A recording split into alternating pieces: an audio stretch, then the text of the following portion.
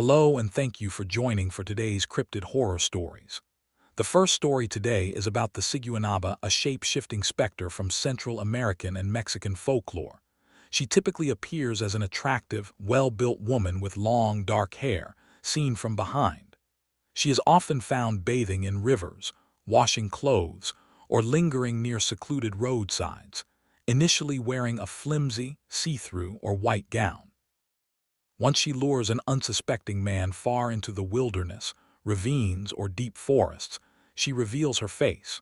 Her visage transforms into a terrifying horse's head, or in some variations, a human skull. In this story, a high-functioning but emotionally distant corporate lawyer in San Salvador. He views people as assets or liabilities. To him, the old stories of the countryside are just peasant superstitions used to keep men in line, but finds out some old stories might have truth to them. The second story today is about the Glimmer Man, is a mysterious, cloaked entity resembling humanoids or large primates. It is famously characterized by an active visual distortion effect, often described as a shimmering or heatwave ripple in the air, that allows it to bend light and move through environments in a semi-transparent, camouflaged state. These beings are mostly reported as moving silently, often surprising witnesses who only realize the entity is there by catching its distorted silhouette in the corner of their eye. In this story, the Prism, a brutalist concrete spire in the middle of a dead forest dedicated to studying cryptids. Dr. Aris Thorne arrives at the secret facility as a new hired scientist, but what awaits him deep in the structure? In the description below, the stories have been timestamped if you would like to skip to the second story. And now for today's cryptid horror stories, I hope you all enjoy. The White Linen of the Ravine. Alan Castellanos had learned long ago that guilt was a commodity best managed like any other liability, and on the afternoon he received the summons to his family's Highland estate. He was sitting in his corner office on the 14th floor of the Torre Futura, staring at the silhouette of San Salvador's volcanic horizon through tinted glass, wondering if his wife had finally hired someone to follow him. The thought did not frighten him. It merely presented itself as a logistical concern, something to be filed under operational risk. He was 43 years old, a senior litigation partner at one of the most aggressive corporate law firms in Central America, and he had spent the better part of 2 decades constructing a life so meticulously ordered that emotion had become an inconvenience. He visited only in the same way one might visit a distant cousin at a funeral, briefly, performatively, and with a clear eye on the exit. His marriage to Alina was a masterwork of mutual disinterest, held together by the tensile strength of shared real estate holdings and the optics of charity galas. She spent her afternoons in the manicured gardens of their Escalon home, medicated to a soft hum, while Alan spent his evenings in the apartments of women whose names he sometimes forgot before he had finished buttoning his shirt. They were not affairs born of passion. They were transactions, as cold and precise as the contracts he drafted by day, each party understanding the terms without needing them spoken aloud. The women were secretaries, junior associates, the occasional waitress at the hotel bar near the financial district, women who saw in him a temporary ladder or a momentary shelter, and who asked for nothing more than discretion and a few folded bills on the nightstand. He told himself this was kindness. He told himself he was not hurting anyone because the hurt had been pre-negotiated, baked into the architecture of their arrangements like a poison clause in a merger agreement. And he told himself, most importantly, that the old stories his grandmother had whispered to him as a child, the ones about the countryside, about the ravines and the rivers and the things that walked between the worlds of the living and the dead, were nothing more than the superstitious residue of a peasant culture he had outgrown with his first pair of leather Oxfords. The letter from the notary in Ahuachapan arrived in a manila envelope that smelled of dust and mildew, and Alan opened it with the same impatience he applied to overdue invoices. The family estate, a rambling finca near the village of Tacuba in the Western Highlands, had become the subject of a boundary dispute with a neighboring coffee cooperative that had allegedly encroached on 20 hectares of fallow land his father had left unresolved at the time of his death. The legal matter was trivial, an easement question, a surveyor's error from the 1970s, but it required a personal appearance, a signature on a deed that could not be notarized in the capital, and a brief negotiation with men who still measured honor in handshakes and insults.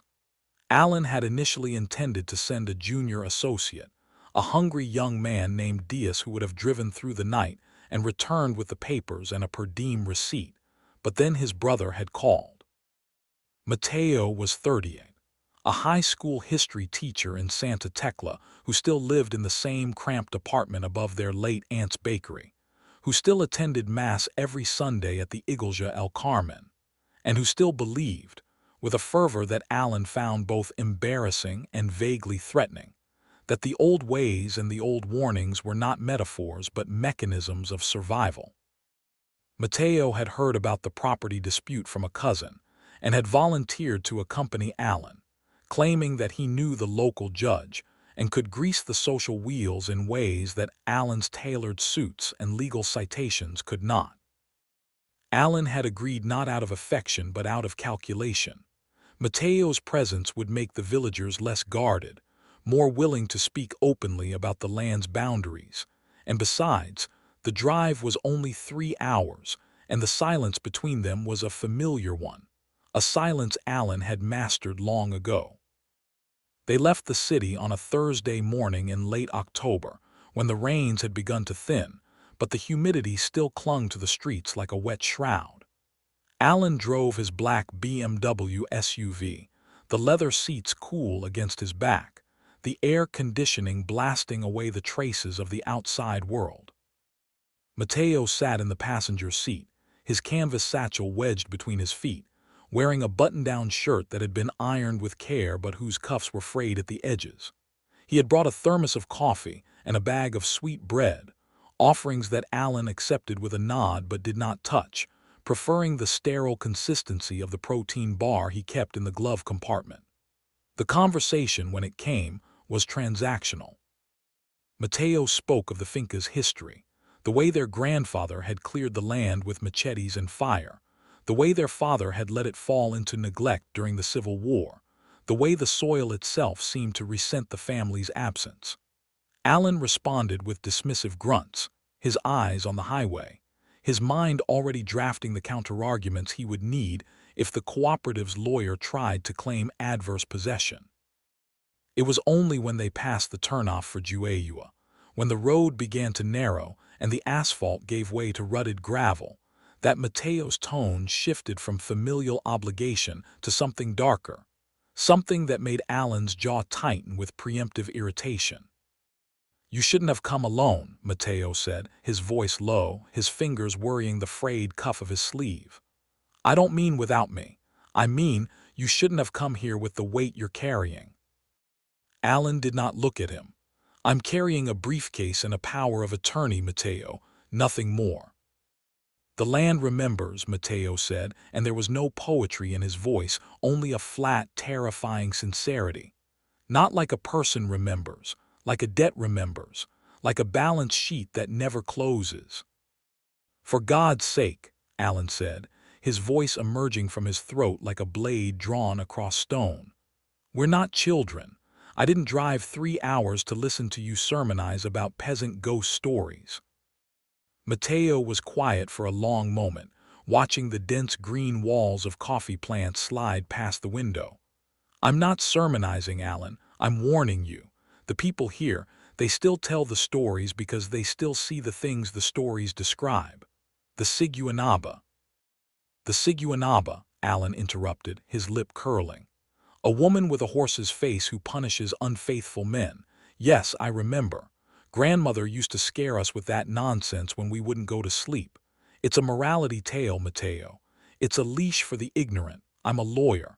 I deal in evidence, in precedent, in facts, not in bedtime stories designed to keep husbands from straying." "And yet you stray," Mateo said. so softly that Alan almost missed it beneath the rumble of the tires. The silence that followed was not their usual silence. It was charged, brittle, alive with the voltage of things unsaid. Alan's hands tightened on the steering wheel until his knuckles whitened, and he felt a pulse of anger so pure it tasted like copper on his tongue. He wanted to strike his brother, to reduce him with logic and contempt, to remind him that the world was not governed by spirits but by power, by the ability to control narrative and expectation. But he said nothing. He let the road consume the moment, let the green shadows of the highlands swallow his rage, and told himself that Mateo's words were merely the resentment of a man who had never learned to take what he wanted from life. They arrived at the finca shortly after noon, the sun hanging overhead in a white, merciless disk that seemed to press down on the earth with physical weight. The house was a colonial ruin half reclaimed by strangler figs and bougainvillea, its red-tiled roof sagging in places where beams had rotted through, its veranda wrapped in a haze of dust and pollen. The caretaker, an ancient man named Don Tito who had known their father, greeted them with a toothless smile and a flask of aguardiente that Alan declined, but Mateo accepted with a gravity that suggested it was not a drink, but a sacrament. They ate a lunch of beans and tortillas at a wooden table on the veranda, the heat shimmering off the corrugated roof, the air thick with the drone of cicadas, and the distant mechanical grinding of a coffee mill from the cooperative below. The property dispute was discussed in the elliptical way of rural negotiations. No direct threats, no legal citations, only a weaving of grievance and history that Alan found excruciatingly inefficient. Don Tito spoke of boundary stones that had been moved during the war, of a creek that had shifted course in the floods of '98, of a spirit path that ran along the ridgeline and must not be disturbed.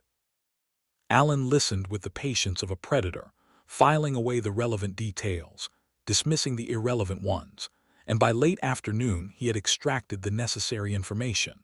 The cooperative had built a processing shed on land that the old survey maps clearly marked as Castellano's property. A brief visit to the municipal archives in the morning, a signed affidavit from Don Tito, and the matter would be resolved without ever seeing the inside of a courtroom. But the archives were closed until the following morning, and so they were forced to stay the night. Alan had expected this, had even packed a small bag with his silk pajamas and a bottle of single malt scotch, but the reality of the finca at dusk was something he had not prepared for. The generator coughed to life at 6, powering a single bulb in the main room and a rusted fan that moved the hot air in lazy circles. The rest of the house fell into a darkness, so complete it seemed to have texture, a darkness that pressed against the windows with the weight of water. Mateo disappeared after dinner, walking down to the creek with a flashlight and a rosary, and Alan sat on the veranda with his scotch, watching the moonrise silver the tops of the coffee plants. He tried to work on his phone, reviewing contracts, answering emails from associates who were still at their desks in the city, but the signal was weak, and the screen seemed to glow with an accusatory light that made his eyes ache. He poured another drink and told himself that the feeling at the base of his spine, the sense of being watched, of something vast and patient waiting in the folds of the landscape, was merely the product of altitude and fatigue. He was a rational man. He did not believe in the darkness that looked back. At some point, he must have dozed because he woke to the sound of Mateo's voice, urgent and low, speaking to Don Tito in the kitchen. He could not make out the words, only the cadence of fear, the rhythm of a conversation between two men who shared a language Alan had never learned. He rose, stiff from the wooden chair, and walked inside. Mateo was standing by the sink, his face pale in the dim light, while Don Tito muttered something about the road at night, about the ravine, about the woman who walked with linens in her arms. Alan laughed, a sound like dry leaves scraping concrete, and told them both that he was going to bed. He slept poorly, tormented by dreams in which he stood in a courtroom defending himself against a jury of faceless women, each of whom held a white linen cloth stained with something dark and wet. The morning brought a thin, gray rain that turned the roads to streams of ochre mud. They drove to the municipal office in Tacuba, a concrete block building painted in peeling institutional blue, and spent 3 hours in the company of a clerk who moved with the speed of a geological process, and a judge who smelled of rum and resignation.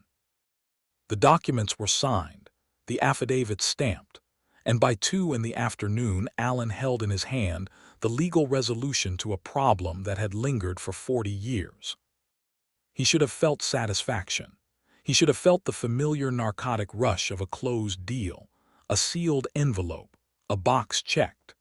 Instead, he felt hollow, as though the victory had been carved from something rotten, and when Mateo suggested they attend a village meeting about water rights before driving back to the city, Allen agreed with a surliness that surprised them both. The meeting was held in a schoolhouse at the edge of the village, a cinder-block room where farmers in plastic sandals and faded hats argued over allotments with the desperate intensity of men whose survival depended on fractions. Allen sat in the back, his tie loosened, his phone dead, his mind drifting to the woman he had been seeing in the city, a junior associate named Camilla who had laughed at his jokes and bitten his shoulder hard enough to leave marks. He thought of Elena's soft, medicated silence, of the way she had looked at him across the breakfast table that morning, as though he were a stranger who had wandered into her house by mistake. He thought of the linen closet in their home, the way the sheets were always folded with surgical precision, the way the white cotton seemed to glow with an inner light that made him want to tear them down and soil them with mud and blood. And then the meeting ended, and the rain had stopped, and the sky was the color of a bruise, and Mateo was tugging at his sleeve, saying they needed to leave before dark. "The road past the ravine is bad in the rain," Mateo said as they climbed back into the BMW. "There are washouts, rocks, and other things." "Other things," Allen repeated, starting the engine with a violence that made the car shudder. "Yes, I'm sure the trolls and goblins are out in force tonight." Mateo did not rise to the bait. He sat in the passenger seat, his hands folded in his lap, his eyes fixed on the middle distance, and Allen felt a flicker of unease that he crushed with the accelerator. They drove in silence, the headlights cutting through the gathering dark, the gravel road winding through a landscape that seemed to grow more alien with every kilometer. The coffee plantations gave way to raw forest, the trees closing in overhead until they formed a tunnel of black-green foliage that swallowed the sky. The air grew cooler, damper, scented with the mineral tang of wet stone and the sweet, cloying smell of rotting flowers. Allen drove faster than he should have, taking the curves with a recklessness that was part impatience and part defiance, as though he could outrun the silence that had settled between them like a third passenger. It was nearly 9 o'clock when they passed the first marker for the ravine, a rusted sign that read Peligro in faded red paint. The road here ran along the spine of a ridge, with a sheer drop on the left side that fell away into a darkness so profound it seemed to absorb the light of the headlights. Allen could hear the river below, not as a sound but as a vibration, a low, continuous roar that seemed to come from inside the earth itself. He had driven this road a dozen times as a child, had looked down into that chasm with the fearless curiosity of youth, but now the sight of it made his stomach clench with a dread he could not name. He told himself it was the narrowness of the road, the slickness of the gravel, the fatigue of a long day. He told himself there was nothing down there but water and stone and the bones of animals that had fallen in the dark. And then he saw her. She was standing at the edge of the road, just beyond the reach of the headlights, a pale smear against the darkness of the trees. At first Allen thought it was a trick of the light, a reflection off a rock or a patch of mist, but as the car drew closer the shape resolved into a woman, her back to the road, her body draped in a gown of translucent white that seemed to glow with its own faint luminescence. Her hair was black, impossibly long, cascading down her spine in a waterfall of shadow that reached nearly to her waist. She was bent slightly as though in pain or grief, and in her arms she clutched a bundle of white linens, sheets perhaps or towels, folded against her chest like a child. The image was so still, so composed, that it seemed less like a person and more like a painting, a religious icon left behind in the wilderness. Alan slowed the car without thinking, his foot easing off the accelerator as though drawn by a string. He felt a sudden, terrible warmth in his chest, a loosening of the tension that had gripped him all day. The woman was beautiful. He could not see her face, but the line of her back, the curve of her hip beneath the thin fabric of the gown, the delicacy of her bare feet on the wet gravel, every detail spoke of a vulnerability that awakened something predatory in him, something that had nothing to do with desire and everything to do with opportunity. She was alone. She was distressed. She was waiting for someone to stop, to help, to take advantage of the situation in whatever way presented itself. "Don't," Mateo said, his voice a whisper that cracked like a twig. Alan ignored him. He brought the car to a halt 10 feet from where the woman stood, the engine idling, the headlights painting her in harsh white relief. She did not turn. She did not move. She only stood there, clutching her linens, her black hair stirring in a wind that Alan could not feel. "Excuse me," Alan called out, rolling down his window. "Are you all right? Do you need help?" The woman did not answer, but she turned her head just slightly, enough that Alan could see the pale curve of her cheek, the dark shadow of her lashes, and then she began to walk. She did not walk toward the car. She walked away from it, along the edge of the road, toward a gap in the guardrail where a path led down into the ravine. Her movement was fluid, unhurried, and as she walked she let one hand fall to her side, the fingers trailing through the air in a gesture that might have been a wave or a summons. The linens in her other arm seemed to glow brighter, a beacon in the darkness, and Alan felt his hand reach for the door handle before his mind had formed the intention. "Alan, no." Mateo's hand shot out, gripping Alan's wrist with a strength that was shocking. "Don't get out of the car. Don't follow her. For the love of God, Alan, look at her feet." But Alan did not look at her feet. He looked at the line of her back, at the sway of her hips, at the promise of something he could not articulate but desperately wanted to possess. He shook off Mateo's grip with a violence that sent his brother's hand crashing against the dashboard, and then he was out of the car, standing in the cool, damp air, breathing in the scent of wet earth and something else, something floral and ancient that made his head swim. Behind him, Mateo was shouting, his voice breaking into prayer, into curses, into the high, keening wail of a man who has seen the edge of something he cannot comprehend. Alan did not listen. He stepped over the guardrail and followed the woman into the dark. The path down into the ravine was not a path at all. Or rather, it was a path in the way that a scar is a path. A thin, pale line of disturbed earth winding through the undergrowth, descending at a slope that seemed to defy the physics of the landscape. Alan moved down it with a sense of detachment that frightened him more than the darkness did, as though his body had become a vessel piloted by someone else, someone older and hungrier than himself. The woman was ahead of him, always ahead, her white gown luminous in the gloom, her black hair swaying with each step like the tendrils of some deep-sea creature. She did not look back. She did not speak. She only walked, and Alan followed, his leather shoes slipping on the wet shale, his tie coming loose from his collar, his breath coming in ragged gasps that he mistook for excitement. Behind him, far above, he could still hear Mateo's voice, distorted by distance and terror, a thin thread of sound that was soon swallowed by the dense, damp air of the ravine. He did not call back. He did not want to be pulled from this moment. He wanted to see her face. He wanted to know what she would offer, what she would ask, what transaction they were about to enter into beneath the indifferent stars. The geometry of the descent was wrong from the first step. Alan was a man who measured the world in concrete terms, square footage, billable hours, return on investment, and he knew, with the part of his mind that still belonged to him, that the ravine could not be this deep.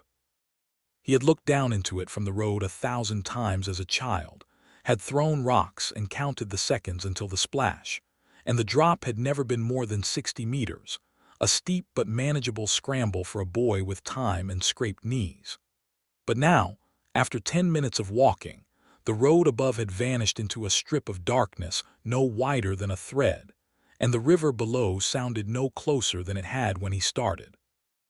The walls of the ravine, which should have been rough limestone honeycombed with shallow caves, had smoothed into something that looked almost like marble, pale and veined with streaks of black mineral that caught the faint light of the woman's gown and reflected it back in sickly, shifting hues. The trees that had crowned the ridge were gone, replaced by a canopy of vegetation that hung overhead like the roof of a cathedral, woven from vines and moss and flowers that emitted a soft, bioluminescent glow in shades of blue and green. It was beautiful. It was also impossible, and Alan found himself not questioning the impossibility but filing it away, the way he filed away inconvenient clauses in a contract, to be addressed later, when the deal was closed. The woman stopped at the edge of a clearing where the path widened into a flat shelf of rock overlooking the river. The water here was not the turbulent, brown torrent that Alan remembered from childhood. It was black and still, moving with a viscous slowness that suggested depth beyond measurement. The surface reflected the glowing flowers overhead like a mirror of polished obsidian, and the air was filled with a sound that Alan could not at first identify. A low, rhythmic hum, like the vibration of a massive engine buried deep in the earth, or the breathing of something vast and asleep. The woman turned slightly, just enough that Alan could see the pale arc of her jaw, the dark well of her eye socket in profile, and she raised one hand and beckoned him forward with a finger that was too long, too delicate, the nail curved and dark like a talon. Alan stepped into the clearing, his heart hammering against his ribs, his mouth dry with a thirst that had nothing to do with water. He was close now, close enough to touch her, close enough to smell her, and the scent that rose from her skin was not perfume but something older, something mineral and sweet, like opium and wet limestone, and the inside of a tomb opened after centuries. "Who are you?" Alan asked, his voice emerging as a croak, a stranger's voice. The woman did not answer. She only tilted her head, a gesture of invitation or curiosity, and let the bundle of linen slip from her arms onto the rock. They fell with a sound that was not cloth but something heavier, something wet, and Alan saw that the white fabric was stained, not with mud or water, but with a dark, viscous fluid that spread across the stone in slow, deliberate tendrils. He should have run then. The part of him that was still a lawyer, still a rational animal in a world of cause and effect, screamed at him to turn, to scramble back up the path, to find Mateo and the car and the safety of the road above. But the other part of him, the part that had spent 20 years turning human connection into transaction, turning love into leverage, turning the sacred into the negotiable, that part saw the stain on the linens and felt only a dark, twisted recognition. This was what he was. This was what he carried. And if this woman, this creature of the ravine, could see it too, then perhaps she was not a threat but an ally, a fellow predator in a world of prey. He stepped closer.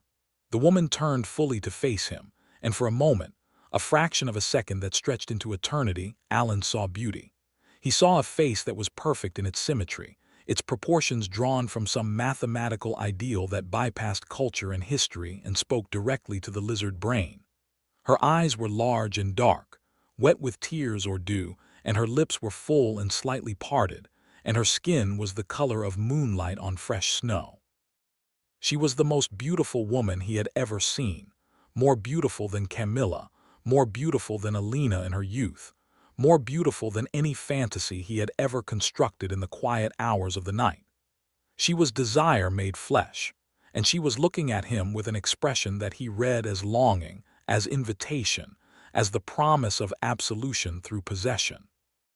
And then the glitches began.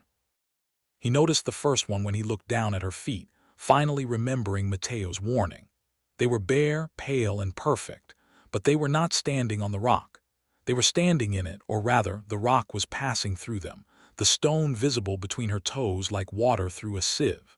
He blinked and the image corrected itself, her feet now solid and whole, but the afterimage lingered in his retina, a ghost of impossibility that made his stomach lurch. He looked up and her face was still beautiful, still perfect, but her eyes were blinking sideways, the lids closing not from top to bottom but from left to right, like the nictitating membrane of a lizard. He shook his head and the blinking returned to normal, but he could not unsee it. He could not unknow what he had seen. "What are you?" he whispered, and the terror was beginning to leak into his voice now, a thin stream of acid eating through the armor of his confidence. The woman smiled. It was a smile of infinite patience, of a predator that has waited so long for the prey to come within reach that the final moment is almost an afterthought. She reached out and touched his cheek with a hand that was cold, not the cold of a night wind but the cold of deep water, of stone at the bottom of a well. And Alan felt something pass between them, a transfer of knowledge that bypassed language entirely. He saw in a flash that was not vision but infection the history of this place. He saw men like himself, dozens of them, centuries of them, following this same path down into this same ravine, drawn by this same face, this same promise. He saw them smiling as they walked, their hands outstretched, their trousers tinted with a lust that was indistinguishable from hunger. He saw them reaching for her, embracing her, and then he saw what happened when the embrace tightened, when the face pressed against their necks, when the beautiful lips parted to reveal what lay beneath. He saw the screaming. He saw the blood. He saw the way the ravine swallowed the sounds, the way the river carried the bones away, the way the white linens were used to wrap what remained before they were placed in the deep, dark holes where the light never reached. Alan stumbled backward, his heel catching on the edge of the rock, and he fell hard onto the wet stone, the impact driving the air from his lungs. The woman did not move. She only watched him, her head tilted at an angle that was almost sympathetic, and then she turned and walked toward the river, her white gown trailing behind her like a bridal train, her footprints, when Alan forced himself to look at them, leaving impressions in the mud that were not human. They were heavy, cloven, the tracks of something that walked on a single, massive foot or on hooves that had been filed to points. They led to the water's edge and vanished, but the woman did not vanish. She stood at the brink, looking down into the black water, and then she looked back at Alan and beckoned again, and this time Alan understood that the descent was not over. The ravine had levels, the river had depths, and she was taking him deeper. He scrambled to his feet, his hands slick with the dark fluid that had seeped from the linens, and he tried to run. But the path he had descended was no longer there. Where the thin trail had been, there was now a wall of smooth, unbroken stone, veined with the same black mineral that lined the ravine walls, rising 20 feet into the darkness with no handhold, no ledge, no way back. The only way forward was down, toward the river, toward the woman, toward the thing that wore beauty like a mask.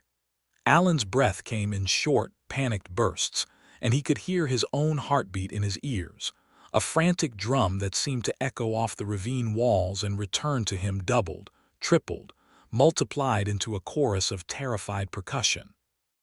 He was not a brave man. He had never been a brave man. Bravery was for people who had something to defend, something to lose, and Alan had spent his life ensuring that he owned nothing that could not be replaced, loved nothing that could not be traded. But now, faced with the prospect of following that white gown into the black water, he felt something awaken in him that was older than fear. It was shame. It was the understanding that he had been seen, truly seen, not as the master of his domain, but as a small, frightened animal lured by a light that had never been anything but the lure of a hook. The woman began to walk again, not along the bank but into the water itself, her gown floating around her like a bloom of jellyfish tentacles, her black hair spreading across the surface in a fan of darkness. She did not sink. She walked on the water or through it, her feet breaking the surface tension with each step and leaving ripples that did not behave like ripples. They moved backward, toward the shore, as though the river itself were recoiling from her touch. Alan watched her, paralyzed, his mind a battlefield of instincts that had never been tested against anything more dangerous than a hostile deposition. He could not go back. He could not stay here. The clearing was shrinking, the walls of the ravine pressing inward with a slow, geological patience, the air growing thicker, harder to breathe, scented with the mineral tang of deep caves and the sweet, corrupt smell of flowers that bloomed only in total darkness. He followed her. He told himself it was because he had no choice, because the walls were closing in, because the only way out was through. But the deeper truth, the truth that would haunt him in the hours and days to come, was that some part of him still wanted to see the end of the transaction. Some part of him still believed that he could negotiate, that he could offer something: money, information, his own carefully cultivated survival instinct, that would be accepted as payment for his passage. He was a lawyer. He believed in deals.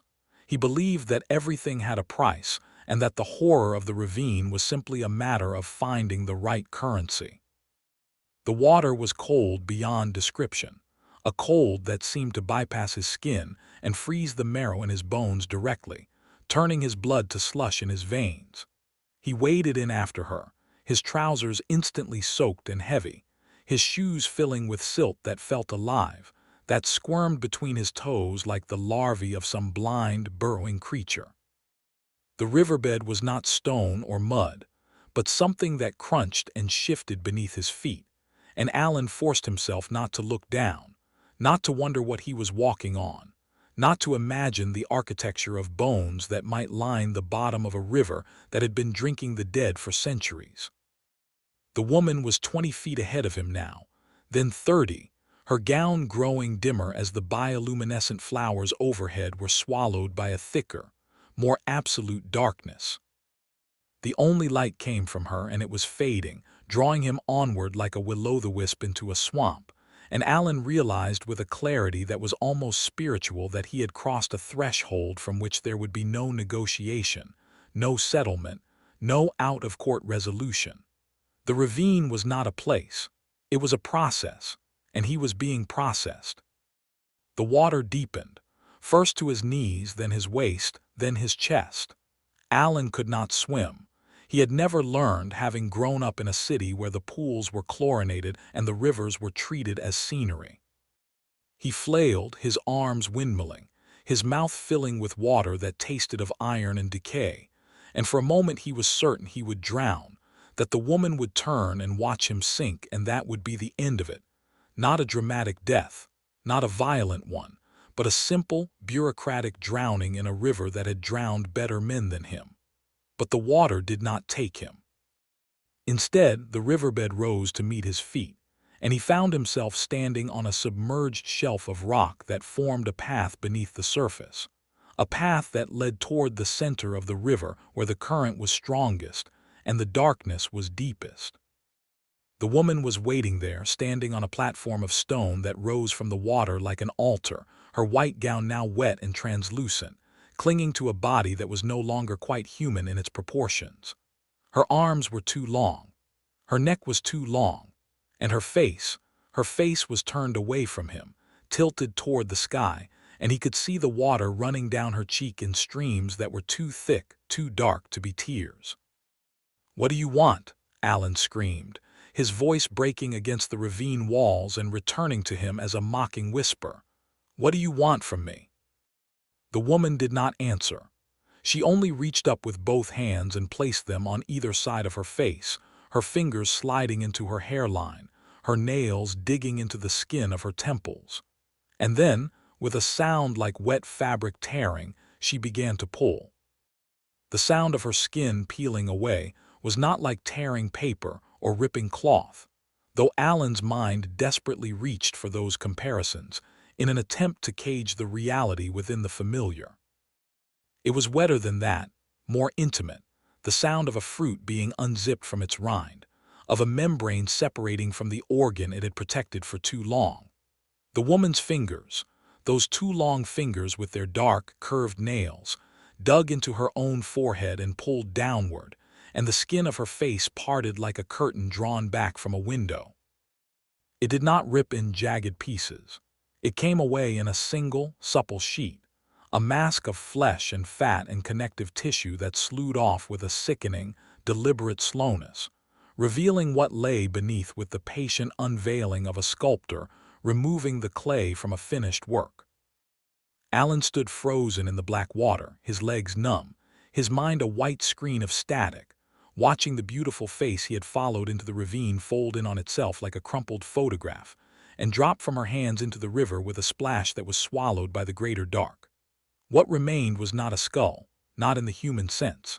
It was a skull the way a mountain is a stone, massive, ancient, wrong in its proportions, bleached to the color of old ivory by centuries of sunless submersion. The eye sockets were not empty in the way a Halloween decoration is empty.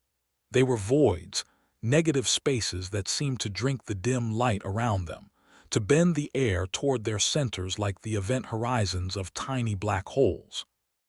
The nasal cavity was a long, blade-like slit that flared with each breath she took, and the breath that emerged from it was not warm but freezing, a plume of white vapor that crystallized in the humid air and fell to the water's surface as tiny shards of ice. But it was the mouth that shattered what remained of Alan's sanity. The jaw was elongated, distended, the hinge extending far beyond where any human joint could have allowed, and the teeth. The teeth were not the flat, grinding molars of an herbivore nor the neat, tearing canines of a carnivore. They were long, jagged, curving inward like the barbs of a fishhook, each one the size of Alan's thumb, each one stained with a patina of brown and black that might have been rust or might have been the residue of centuries of feeding. It was the skull of a horse, but a horse that had never known grass or stable or the touch of a gentle hand. It was the skull of a horse that had died screaming in a place where the rules of nature were suggestions at best, and what had grown inside that skull in the millennia since was not a brain but an appetite. Alan screamed. It was not a scream of volume but of origin, a sound that seemed to come not from his throat but from somewhere deeper, from the marrow of his spine, from the place where his soul had hidden after decades of disuse. He tried to run, but his legs, frozen in the black water, refused to obey. The creature before him, the Siguanaba, his grandmother's voice supplied from some distant, terrified corner of his memory, tilted its horse skull in a gesture that was almost canine, almost curious, and then it opened that impossible mouth and made a sound that was not a roar or a shriek, but a wet, grinding inhalation, like a bellows drawing air through a throat lined with broken glass. The sound echoed off the ravine walls and returned multiplied, a chorus of hunger that seemed to come from everywhere at once, and Alan felt his bladder release in a hot rush that was instantly swallowed by the cold water around his thighs. He was not a man anymore. He was prey. He was meat that had walked itself to the altar, and the priest was unmasking itself for the benediction. And then his legs moved, not because he commanded them, but because some circuit deep in his brainstem, some inheritance from ancestors who had known the saber-tooth and the cave bear, closed with a spark of electricity that bypassed conscious thought entirely. He lunged backward, his feet finding the submerged shelf of rock, his arms pinwheeling for balance, and he fell face first into the water. The taste of it flooded his mouth, iron, sulfur, the sweet rot of organic decay, and he came up gasping, spitting, his eyes burning with a fluid that was not water but something thicker, something that clung to his corneas like oil. He did not look back. He did not need to look back. He could hear her moving behind him, not with footsteps but with a slithering, dragging sound, the heavy bulk of the horse skull swaying on a neck that was suddenly too thin, too serpentine, to support such a weight. The water around him churned with her passage, and Alan found the shallower water near the bank and scrambled onto the rocks, his hands tearing on the sharp shale, his knees bruising against stone that seemed to shift beneath him like the scales of a sleeping dragon. He ran. The word was insufficient for what he did. He fled, he bolted, he careened through the darkness of the ravine with a recklessness that would have killed him in any other context, his feet finding purchase on rocks that crumbled under his weight, his hands grasping at vines that turned out to be the slick, rotting intestines of some animal he could not identify and did not want to see. The bioluminescent flowers overhead had vanished, swallowed by a darkness so complete that Alan could not see his own hand in front of his face, and he ran by sound alone. The sound of his own ragged breathing, the sound of the river to his left, the sound of the thing behind him that was not running but was somehow always there, always 10 feet back, always just beyond the range of his peripheral vision. He could smell her now, smell it, a scent that was not the floral sweetness of before but something rank, something ammoniac, the smell of a stable that had never been cleaned, of a slaughterhouse left to the flies in summer heat. It filled his nostrils and coated the back of his throat, and he ran faster, his chest burning, his legs trembling with the effort of propelling him over terrain that seemed to conspire against him at every step. The ravine was a maze. That was the horror of it, the true horror that went beyond the monster and into the architecture of the place itself.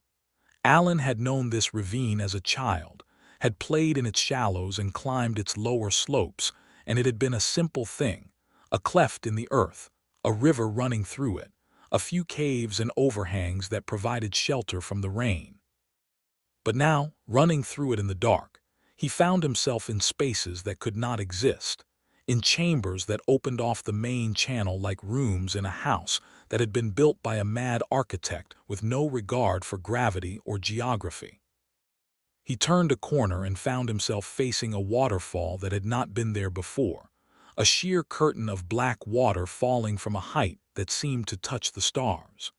He turned back and found the passage blocked by a wall of stone that had risen from the riverbed in the seconds it had taken him to glance away. He scrambled up a slope that should have led to the ridge above and found himself in a bowl-shaped depression where the walls were too steep to climb, and the only exit was a narrow slit in the rock that he could barely squeeze through, his shoulders scraping against stone that was cold and damp, and seemed to pulse with a slow, rhythmic warmth, as though the ravine itself were breathing. And always, always, she was ahead of him. He would turn a corner and see the white gown flickering in the darkness, not behind him but in front, blocking his path. He would reverse direction and find her waiting there too, her horse skull tilted at that same curious angle, her long arms hanging at her sides like the limbs of a marionette with cut strings. She did not run. She did not need to run. The ravine moved for her, reshaping itself to place her wherever he turned, to ensure that every path he chose led not to escape but to confrontation. He was not being chased. He was being herded, driven deeper into the earth like a sheep into a pen, and the realization made Alan sob with a despair that was worse than fear. He had spent his life believing that he was the hunter, the architect, the one who controlled the board. And now he understood, with a clarity that was almost religious, that control had always been an illusion, that the world was not a machine he could manipulate but a beast that had simply been waiting for him to wander into its jaws. He collapsed against a wall of shale, his chest heaving, his vision sparking with the bright spots of oxygen deprivation. The wall behind him was wet, not with water but with something that seeped from the stone itself, a thin, milky fluid that coated his back and soaked through his shirt, and adhered to his skin with a stickiness that made him want to scream and scream until his throat bled. He looked up and the Siguanaba was standing 10 feet away, not moving, not advancing, only watching him with those void eyes that held no pupil, no iris, no reflection of any light. She was holding the white linens again, or perhaps she had never dropped them, and she was folding them with a deliberate, domestic care that was more obscene than any violence could have been. Each fold was precise, methodical, the way Alan's housekeeper folded the sheets in his Escalon bedroom, and the realization that this creature, this thing of nightmare, was performing a mundane chore while he cowered before her broke something in Alan's mind. He laughed, a high, hysterical sound that bounced off the ravine walls and returned to him as the giggling of a madman. "What are you waiting for?" he screamed at her, spittle flying from his lips.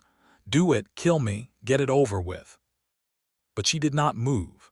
She only finished folding the linens and placed them on a flat rock beside her, and then she raised one of those two long hands and pointed at him, not with anger or menace but with a terrible, patient expectation. And Alan understood, in the same way he understood contract law and corporate strategy, that she was not going to kill him. Not yet. She was waiting for something. She was waiting for him to give her something, to offer her something, and the only currency she would accept was the one he had spent his life refusing to spend. The truth. "I don't understand," he sobbed, his face pressed against the wet stone, his hands clawing at the shale until his fingers bled. "I don't understand what you want." The Siguanaba tilted her head and the horse skull made a sound, a wet, clucking noise, like a tongue being drawn across the roof of a mouth that was too large. And then Alan heard the whisper. It did not come from the creature.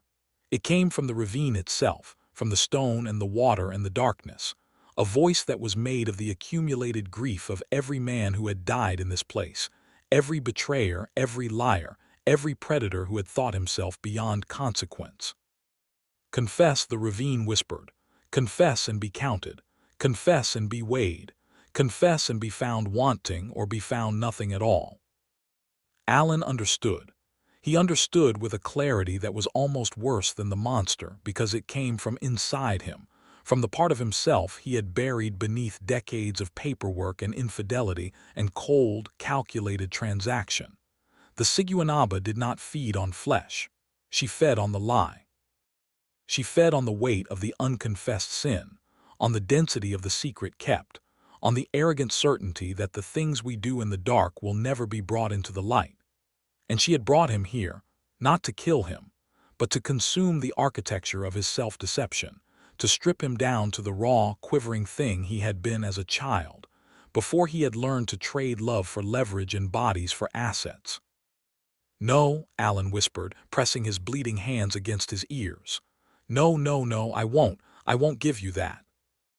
But the ravine pressed closer, the walls narrowing, the ceiling lowering, the air thinning until he was gasping not from exertion but from the simple lack of space to draw breath. And the Siguanaba stepped closer, her hooves, for they were hooves now, cloven and black and steaming in the cold air, clicking against the stone with a sound like dice being thrown in a game where the stakes were not money but souls.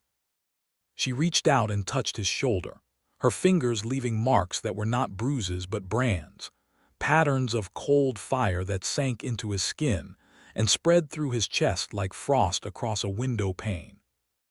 And Alan felt, for the first time in his life, the full weight of what he was. He felt the faces of the women he had used and discarded, not as memories but as physical presences, pressing against the inside of his skull. He felt Elena's years of silent suffering, Camilla's hope that had curdled into self-loathing, the dozens of others whose names he had forgotten but whose bodies he had catalogued with the efficiency of a mortician. He felt them all, and they were heavy, heavier than the water, heavier than the stone, heavier than the horse skull that was now leaning close enough that he could smell the rot between its teeth. "I confess," he whispered, and the words tasted like rust and bile. "I confess, I am filth, I am broken, I am nothing." The Siguanaba paused. The void eyes seemed to deepen, to dilate, and for a moment that stretched across eternity, Alan felt something like evaluation, like the cold assessment of a jeweler examining a flawed stone. Was he enough? Was his brokenness sufficient? Was his confession complete? Or was it merely the opening gambit in a negotiation he was destined to lose?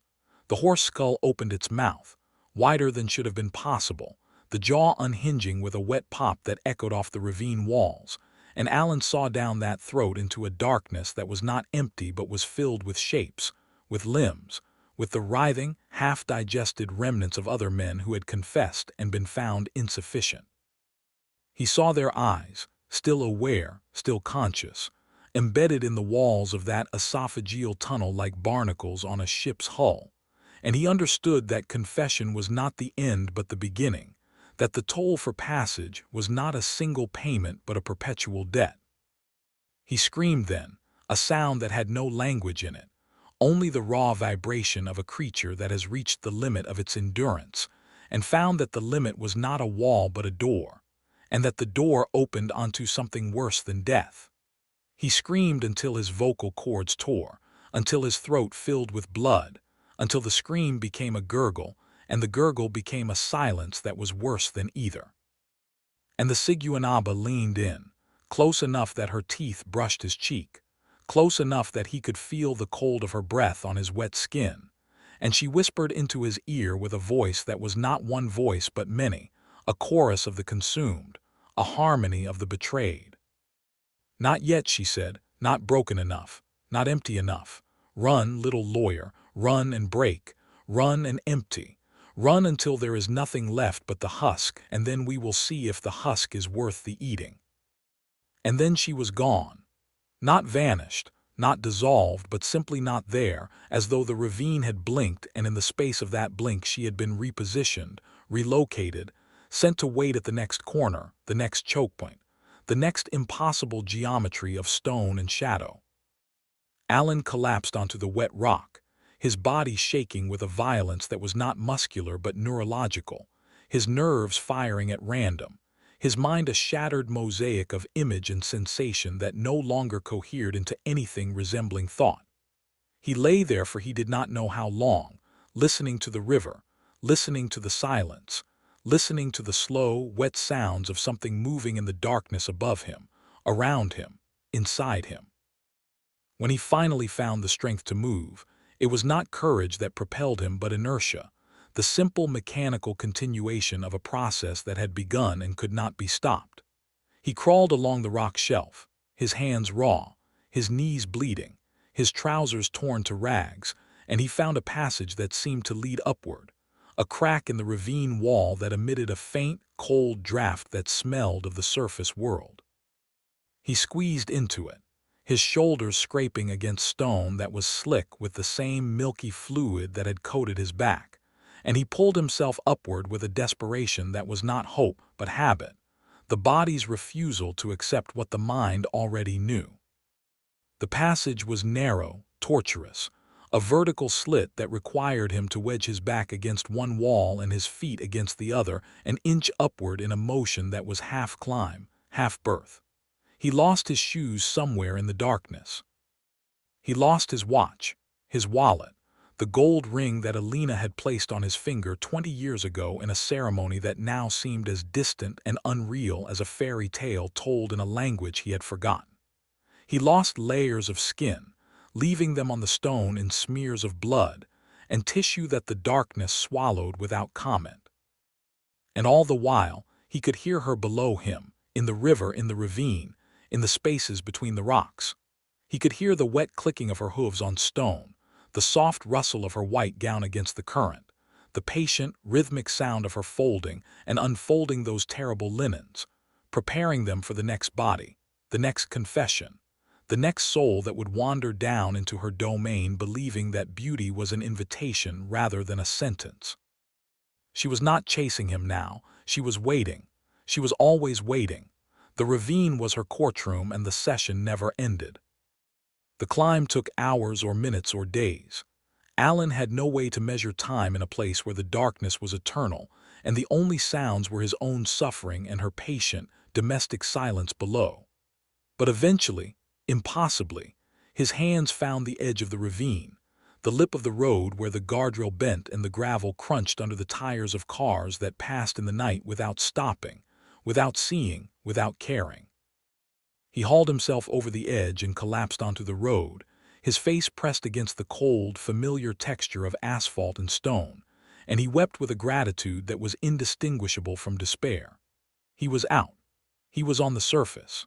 The sky above was still dark, the stars hidden by clouds that smelled of rain, but it was the sky, the real sky, the sky of the world he had left behind when he stepped over that guardrail and followed beauty into the dark. He lay there for a long time, waiting for the sound of hooves on gravel, for the wet tearing of skin, for the final, inevitable descent of the teeth. But nothing came. The road was empty. The ravine was silent. And when Alan finally found the strength to raise his head, he saw the BMW sitting 20 feet away, its headlights still on, its engine still running, the driver's side door hanging open like the entrance to a tomb that had been abandoned mid-burial. Mateo was nowhere to be seen. Alan crawled to the car. He pulled himself into the driver's seat, his body screaming in protest, his mind a howling void where thought could not survive. He put the car in drive. He did not look in the rearview mirror. He did not look at the ravine. He drove, his foot heavy on the accelerator, the car lurching and swerving on the narrow road, the guardrail scraping against the side panels in showers of sparks. He drove until the road widened, until the sky began to lighten in the east, until the first hesitant gray of dawn began to separate the earth from the sky. And only then, when he was miles away, when the ravine was a memory compressed into a pinpoint of terror, did he allow himself to think the thought that would haunt him for the rest of his life. He had escaped, but he had not been released. The Siguanaba had let him go because she had seen something in him that she wanted to cultivate, a seed of guilt that she could water with memory until it grew into a tree heavy with the fruit of madness. She was not finished with him. She was only waiting for him to ripen. Alan drove until the car ran out of fuel, the engine sputtering and dying on a stretch of road he did not recognize, somewhere between the highlands and the city, in a liminal space of dusty villages and open fields, where the first light of dawn was turning the eastern sky the color of a healing bruise. He sat behind the wheel for a long time after the engine died, his hands still gripping the leather with a rigor that had locked his fingers into claws, his eyes fixed on the horizon with a stare that did not blink, did not track, did not process anything that passed before them. He was no longer a man in any meaningful sense. He was a shell that had been scraped hollow by the ravine, a container that had held something vital and now held only echoes. The realization did not frighten him. He had moved beyond fear into a territory that had no name, a state of being where the usual categories of emotion, terror, despair, hope, relief, were simply words in a language he had forgotten how to speak. He sat in the dead car until the sun rose high enough to heat the metal and fill the interior with a suffocating warmth that he did not feel. And then he opened the door and fell onto the gravel shoulder, his legs unable to support his weight, his body folding like a puppet with severed strings. He did not know how long he lay there. Time had become fluid, a medium he moved through without measuring, and the sun that climbed overhead might have been the same sun that had risen an hour ago or a different sun in a different sky. He was aware, dimly, of cars passing, of faces pressed against windows, of the distant sound of voices that rose and fell in the cadence of concern and curiosity and the nervous decision to keep moving. No one stopped, or perhaps someone did and he did not register it. His mind was still in the ravine, still running from the wet click of hooves on stone, still feeling the cold breath of the horse skull on his cheek, still hearing the whispered verdict. Not broken enough. Not empty enough. The words played in a loop that had no beginning and no end, a mantra of inadequacy that was worse than any threat of death because it promised not an ending but a continuation, a perpetual state of being hunted by something that had all the time in the world. It was Mateo who found him, though Alan would not learn this until much later, until the hospital, until the days of sedation and IV drips and the slow, humiliating process of being reassembled into something that resembled a human being. Mateo had followed him. Mateo, who had screamed prayers from the car as Alan walked into the dark, had not driven away. He had waited for 10 minutes, then 20, then an hour, his hands shaking on the steering wheel, his lips moving in a rosary that had no beginning and no end. And when Alan had not returned, Mateo had done something that terrified him more than the darkness itself. He had turned on the flashlight and walked down the path. He had not gone far. The path had ended after 20 feet in a wall of solid rock that had not been there when Alan descended, a wall that bore no mark of chisel or tool, a wall that seemed to have grown from the earth like a tooth erupting from a gum. Mateo had placed his palm against that wall and felt it pulse, felt the slow, geological heartbeat of something that was not stone but was not flesh either, and he had understood that the boundary between the ravine and the world was not a place, but a decision, a threshold that could be crossed only by those who carried the proper debt. He had driven to the village, had woken the mayor, had organized a search party of men with ropes and lamps and machetes, and they had spent the night combing the ridgeline, calling Alan's name into the darkness, finding nothing but the echo of their own voices and the occasional wet sound of something moving in the riverbed below. Mateo found him at mid-morning, curled in a fetal position in a drainage ditch 3 kilometers from where the car had stalled, half submerged in muddy water that had accumulated from the night's rain. Alan's skin was blue with cold, his breathing so shallow it was barely visible, his eyes open but so unfocused that they seemed to be looking not at the sky but at something behind it, something beyond the blue. He was clutching a handful of coarse river sand, digging it into his forearms with a ferocity that had scraped away layers of skin, leaving raw, bleeding patches that looked like the stigmata of some terrible, private crucifixion. And he was screaming. Not words, not even sounds that could be identified as human, but a continuous, breathless shriek that emerged from his throat in a high, thin stream, his mouth opened so wide that the tendons in his jaw looked ready to snap. But the true horror, the image that would haunt Mateo's dreams for years to come, was not the screaming. It was what Alan was screaming at. He was not screaming at the sky, or at the ditch, or at the men who approached with ropes and blankets. He was screaming at a patch of empty air 10 feet away, a perfectly ordinary-looking patch of ground where nothing stood, nothing moved, nothing threatened. He was screaming at a woman who was not there, a woman in a white gown with black hair, and he was scrubbing his skin with the river sand as though trying to erase a touch that had left no visible mark, but had burrowed into the tissue of his being like a parasite. "Don't let her see me," Alan shrieked when Mateo tried to lift him, his voice cracking into a register that was almost childlike. "Don't let her know I can see her. Scrub it off. Scrub it all off. The linen is wet. Get it off me, get it off."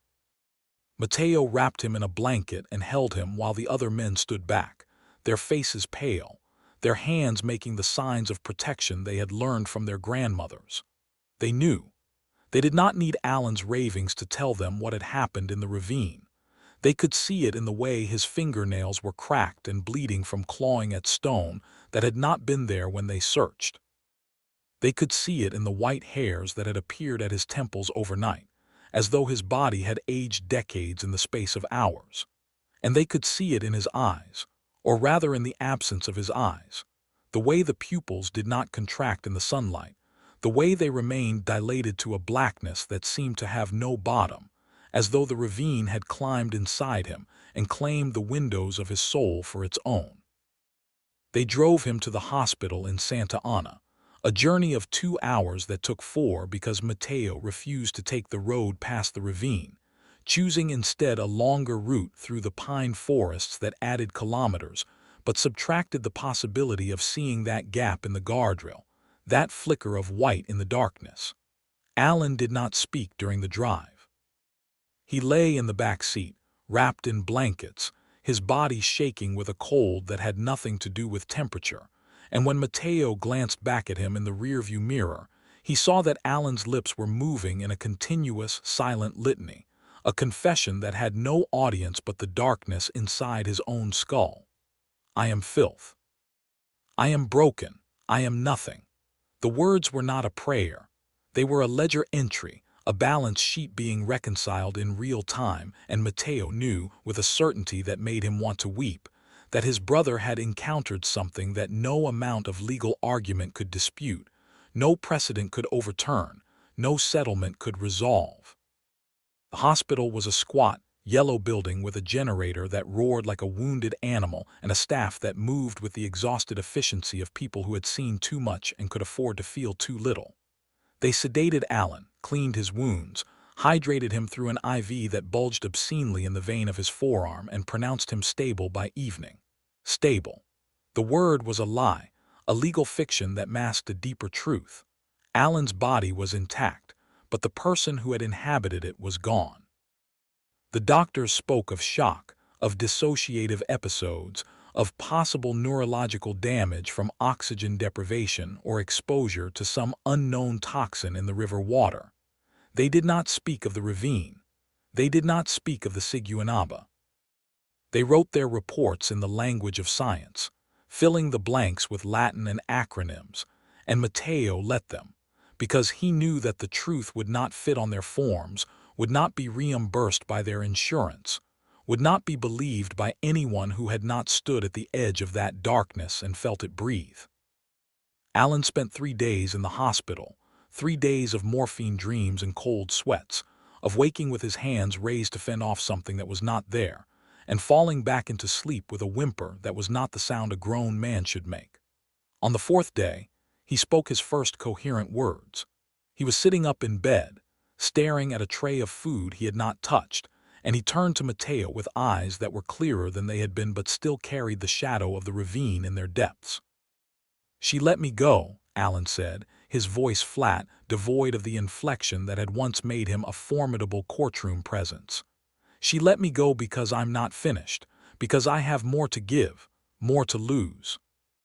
Matteo took his hand, feeling the coldness of the skin, the way Alan's fingers did not grip back but simply rested in his palm like dead things.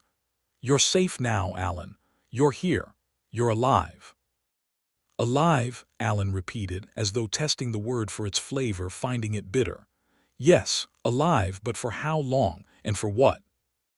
They discharged him on the 5th day, against the advice of a psychiatrist who recommended extended observation, who spoke of PTSD and possible psychotic breaks, who prescribed pills that Alan flushed down the toilet the first chance he got.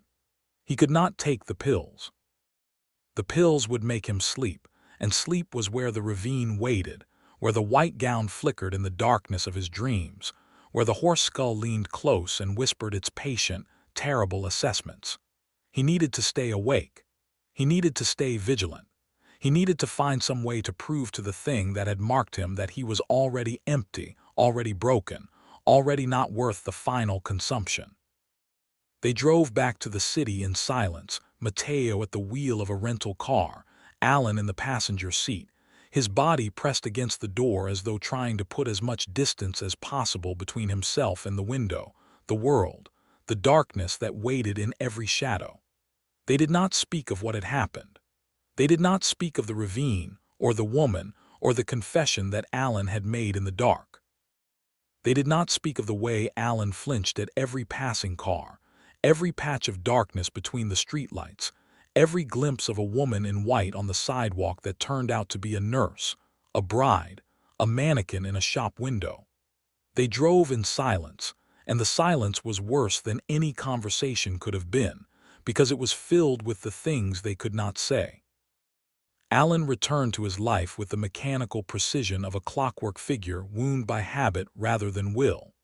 He went to the office, sat at his desk, stared at contracts he could not read, attended meetings where he nodded at the appropriate times, and spoke in a voice that other people seemed to find strange, distant, hollow.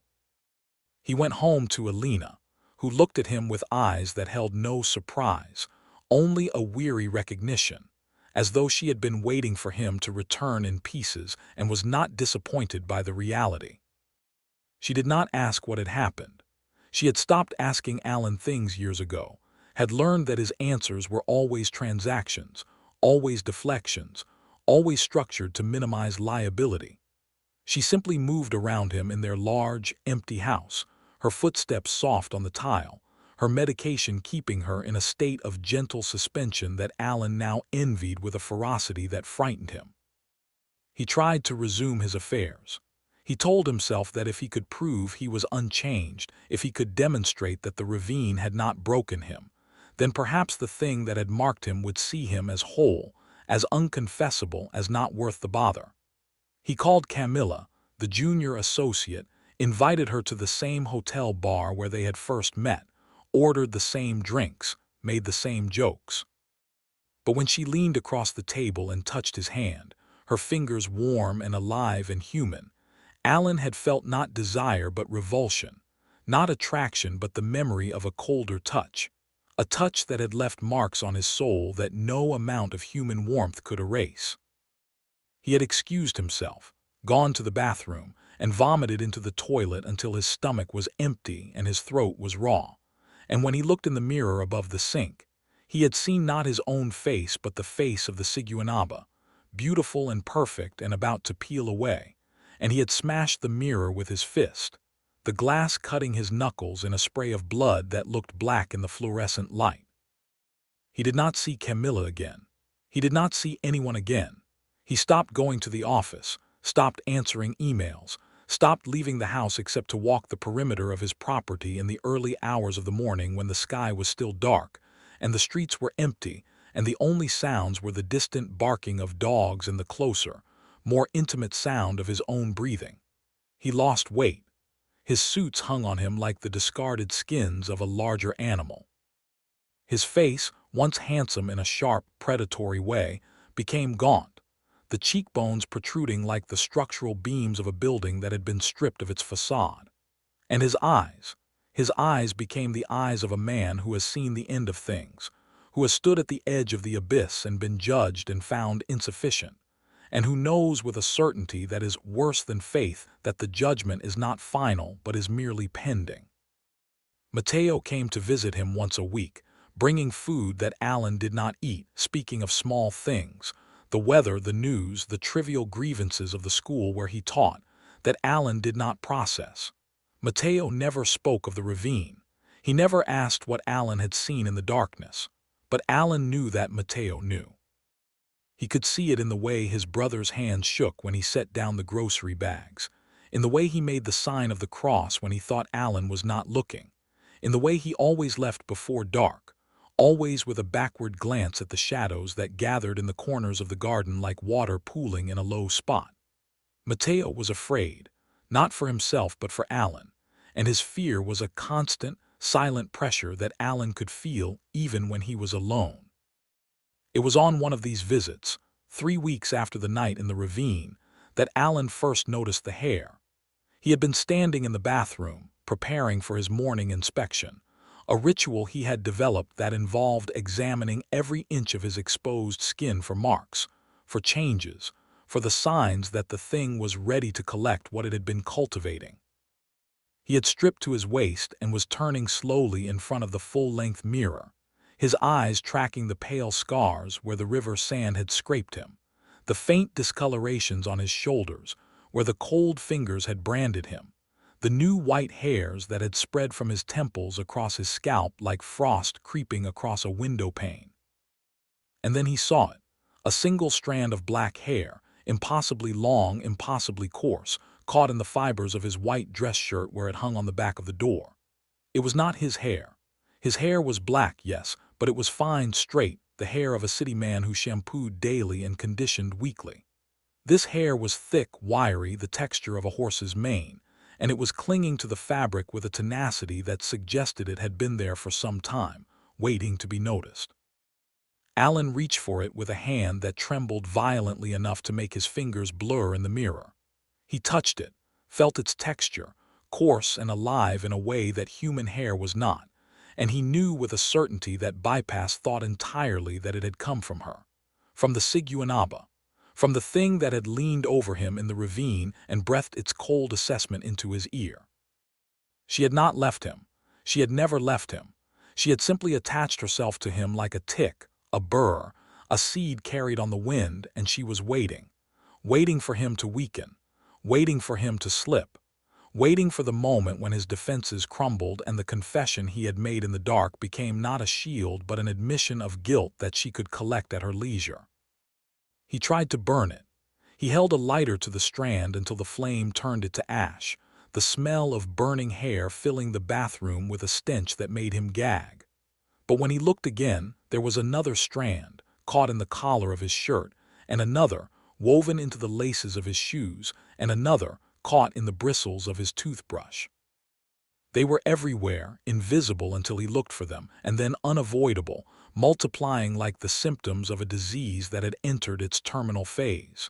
He stopped wearing white. He stopped wearing black. He stopped wearing clothes at all for days at a time, lying naked on his bed, staring at the ceiling, waiting for the touch that he knew was coming. Alina left him on the 6th week. She did not pack a bag or make a scene. She simply walked out the front door one morning while he was in the bathroom, and when he emerged, the house was empty in a way it had never been before, a silence that was not peaceful but was instead the absence of something that had been holding the darkness at bay. He did not call her. He did not call anyone.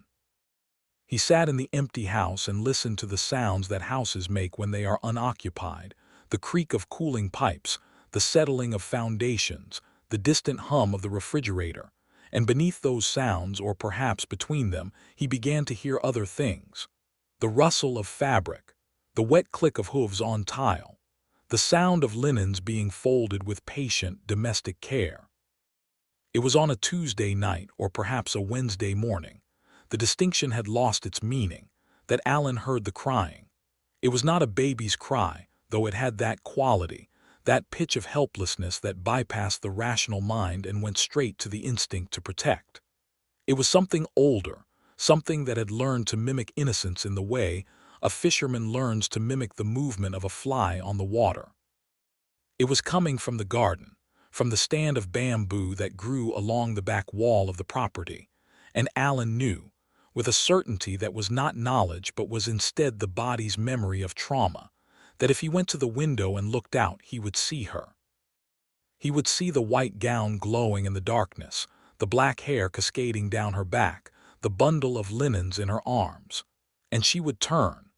She would turn, and the face would begin to peel, and the ravine would open beneath his feet, and the confession would resume where it had left off. He did not go to the window. He crawled into the closet instead, pulling the doors shut behind him, burying himself in the darkness of his own clothes, the smell of cedar and wool, and the fading ghost of cologne that now seemed like the scent of another person's life. He pressed his face against the floorboards and sobbed, a sound that was not grief, but was instead the final, exhausted surrender of a man who has spent his life fighting the world, and has discovered that the world was never his enemy, that the enemy was always inside him, wearing his face, speaking with his voice, luring him toward the ravine with promises that were really threats in disguise. He sobbed until his throat was raw, until his eyes were dry, until the sobbing became a kind of breathing, a rhythm of despair that was the only thing keeping him alive. And then he heard it, not from the garden, not from the bamboo, from inside the closet, from the darkness that pressed against his face with the weight of wet linen, the sound of something moving in the space behind his suits in the corner where the shadows were thickest, where no light had ever reached, the wet grinding sound of a jaw unhinging, the patient, rhythmic click of hooves on wood, and the whisper not in his ear but inside his ear, inside the bone of his skull, inside the place where thought used to live. Not yet, little lawyer, not broken enough, but soon, soon, the linen is ready, the ravine is patient, and we have all the time in the world. Alan screamed. He screamed until the darkness swallowed the sound, until the closet became the ravine, until the floorboards became the black water, until there was no difference between the place he was and the place he had fled, no difference between the hunter and the hunted, no difference between the man who had walked into the dark and the thing that had been waiting there since before his grandfather's grandfather was born. He screamed until there was nothing left but the silence, and in the silence, the wet sound of linens being folded, folded, folded, ready for the next body, the next confession, the next soul that would believe beauty was an invitation rather than a sentence. Outside, in the garden, in the city, in the world that continued to turn with its indifference, the night wore on. The moon rose and fell. The stars wheeled overhead in their ancient, uncaring patterns. And in a house in Escalon, in a closet filled with the clothes of a man who had once been powerful, something with a horse's skull and a woman's smile settled in to wait, patient as stone, hungry as the grave, ready for the moment when the last barrier fell and the feast could begin. Alan had escaped the ravine, but the ravine had not left him.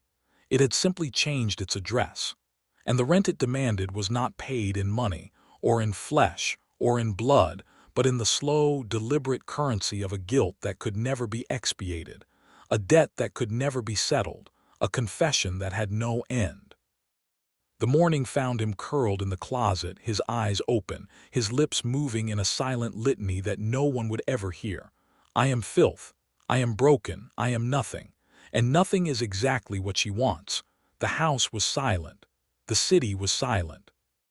But in the silence, if you listened closely, if you pressed your ear against the floorboards and held your breath, you could hear the sound of hooves on stone, the wet rustle of a white gown, and the patient, terrible breathing of something that had all the time in the world, and that had chosen for its next meal the hollowed-out husk of a man who had once believed he was beyond consequence. In the mirror of the bathroom, where the glass had been replaced but the frame still bore the marks of Alan's fist, a single strand of black horsehair clung to the surface, swaying in a breeze that did not exist, gleaming in the dawn light like a filament of the darkness itself, waiting for the next hand to reach for it, the next eye to see it, the next soul to follow it down into the ravine where the linens were always white, and the water was always black, and the confession never, ever ended. The Refraction Point. The recording began not with words but with breath, a ragged inhalation that sounded as though the man making it had just surfaced from deep water after nearly drowning, and in the background there was a hum, a low mechanical thrum that seemed to vibrate at the very threshold of human perception, making the teeth ache and the inner ear twitch with sympathetic resonance. The color of the air, the voice said, and it was not the voice of a man in pain, but of a man who had discovered something so fundamentally wrong with the world that pain itself had become irrelevant, a trivial concern like a paper cut sustained while watching one's house burn to the ground. And he continued speaking in that same tone of bewildered reverence, describing how the atmosphere around him had begun to fold, not like fabric, but like light refracting through a prism that had somehow been twisted into dimensions that light was never meant to travel. "It's folding," he whispered, and then the whisper became a scream, not of agony but of utter confusion, the scream of a man who had looked at a familiar face and seen the eyes blink in the wrong order, the mouth smile before the intention to smile had formed, the scream of someone who had caught the universe in a lie and could not comprehend the magnitude of the deception. The scream peaked and held for 7 seconds, an eternity of raw bewilderment, and then it cut to silence, a silence so complete and so sudden that it seemed to suck the air from the room where the recording was being played, leaving only the faint static hiss of the medium itself. And then, after 3 heartbeats of that deafening absence, there came a footstep, heavy and wet, the sound of something planting a foot that was not entirely solid, something that moved with the careful deliberation of a creature learning to walk in gravity that was not its native element. And then a voice whispered, clear and close and intimate as a lover's breath against the ear. "It's not invisible. It's just hiding in the light." The recording ended and Dr. Aris Thorne sat in the darkness of his rental sedan for 30 seconds before he found the strength to turn the key and start the engine, because he had recognized the voice on that recording, and he had seen the man who owned it only 2 days ago, walking and talking and very much alive. And now that same voice was issuing from a speaker in a classified facility located in the center of a forest that had died 6 months ago for reasons that no botanist could adequately explain.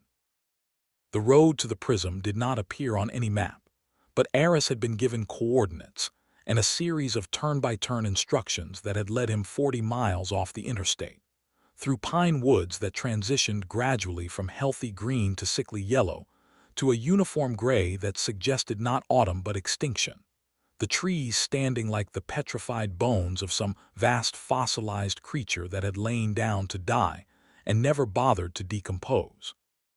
The forest had died from the outside in, the reports had said, a radial pattern of decay spreading inward toward a center point that the geologists insisted was perfectly ordinary bedrock.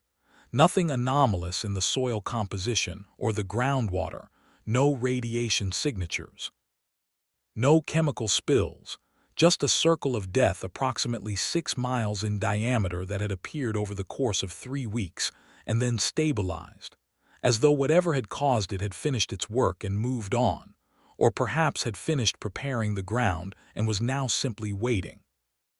Aris drove through the dead trees for 20 minutes after the asphalt gave way to gravel, and then the gravel gave way to dirt, and then the dirt gave way to bare rock that had been planed smooth by industrial equipment. And finally, the road terminated at a concrete spire that rose from the forest floor like a single malformed tooth, erupting from diseased gum tissue. A brutalist structure of raw gray concrete and blackened steel that seemed to absorb the afternoon light rather than reflect it, giving the entire edifice the appearance of a photographic negative of a building, something that existed not in the world of illuminated objects but in the shadowed spaces between them. Aris parked his sedan in the designated space, a rectangle of asphalt that looked as though it had been poured within the last week, and sat for a moment studying the structure before him. The Prism, as it was called by those who knew of it, rose 7 stories above the forest floor, but Aris knew from the briefing documents that those 7 stories were merely the visible tip of something that descended 14 levels below the surface, a vertical shaft of research laboratories and containment facilities that had been carved into the bedrock, using techniques that were not part of any standard construction methodology. The building had no windows, only narrow horizontal slits of reinforced glass that served more as architectural afterthoughts than as sources of illumination, and the main entrance consisted of a single steel door set into a recessed alcove that created a shadow so deep it seemed to extend several feet into the concrete itself, as though the darkness there had achieved a density that mere absence of light could not adequately explain. Aris gathered his briefcase, his laptop bag, and the small leather satchel that contained his personal effects, and stepped out of the car into air that felt immediately and fundamentally wrong, not cold or hot or humid or dry, but somehow thick, as though the atmosphere itself had been infused with a viscosity that resisted movement, making each step feel like wading through invisible syrup that clung to the skin and resisted the passage of sound. The door opened before he could reach it, and a man emerged who could only be Director Vance, though the briefing photograph had not adequately conveyed the quality of the man's anxiety, which did not manifest in the obvious signs of nervousness like sweating or trembling, but rather in a certain rigidity of posture, a careful calibration of movement that suggested he was constantly restraining himself from some more violent action, holding himself together through sheer force of professional habit, even as some essential part of him was vibrating at a frequency that threatened to shake his composure apart at the molecular level. "Dr. Thorne," Vance said, and his voice was perfectly level, perfectly controlled, the voice of a man who had spent decades learning to modulate his tone in exactly this way. But Aris noticed that Vance did not extend his hand for a handshake, did not step forward to close the distance between them, remained instead in the doorway as though the threshold marked some boundary that he was reluctant to cross, or perhaps reluctant to allow Aris to cross. "You're early." "The drive was shorter than I expected," Aris replied, and he heard the slight hoarseness in his own voice, the residual effect of listening to that recording in the enclosed space of the sedan, and he saw Vance's eyes flicker to the bag that contained the playback device. Saw the almost imperceptible tightening of the muscles around Vance's mouth, and knew without being told that Vance had heard the recording too, had perhaps heard it many times, and that the recording represented something that Vance had been trying very hard not to think about. "The facility doesn't accommodate early arrivals," Vance said, but he stepped aside anyway, and Aris walked past him into the darkness of the entrance alcove, and felt the air close around him like a mouth closing around food. The interior of the prism was not what Aris had expected, though he was not certain what he had expected. Perhaps something more clinical, more brightly lit, more in keeping with the research facilities he had worked in throughout his career. But this place was dim and cavernous, the walls unfinished concrete that wept moisture in slow, glistening trails, the ceiling lost in shadow far above. The only illumination provided by strips of industrial LEDs that cast a sickly greenish light that made everything look like underwater photography, as though the entire facility had been flooded long ago, and the water had somehow been removed without restoring the proper quality of light. Vance led him across the lobby, their footsteps echoing with a strange, muted quality, the sound seeming to die before it could complete its natural decay, absorbed by the walls or perhaps by something in the walls, and they approached a single industrial elevator that occupied the far end of the space, a cage of steel mesh and riveted plates that looked like something from a 19th century factory rather than a modern research facility.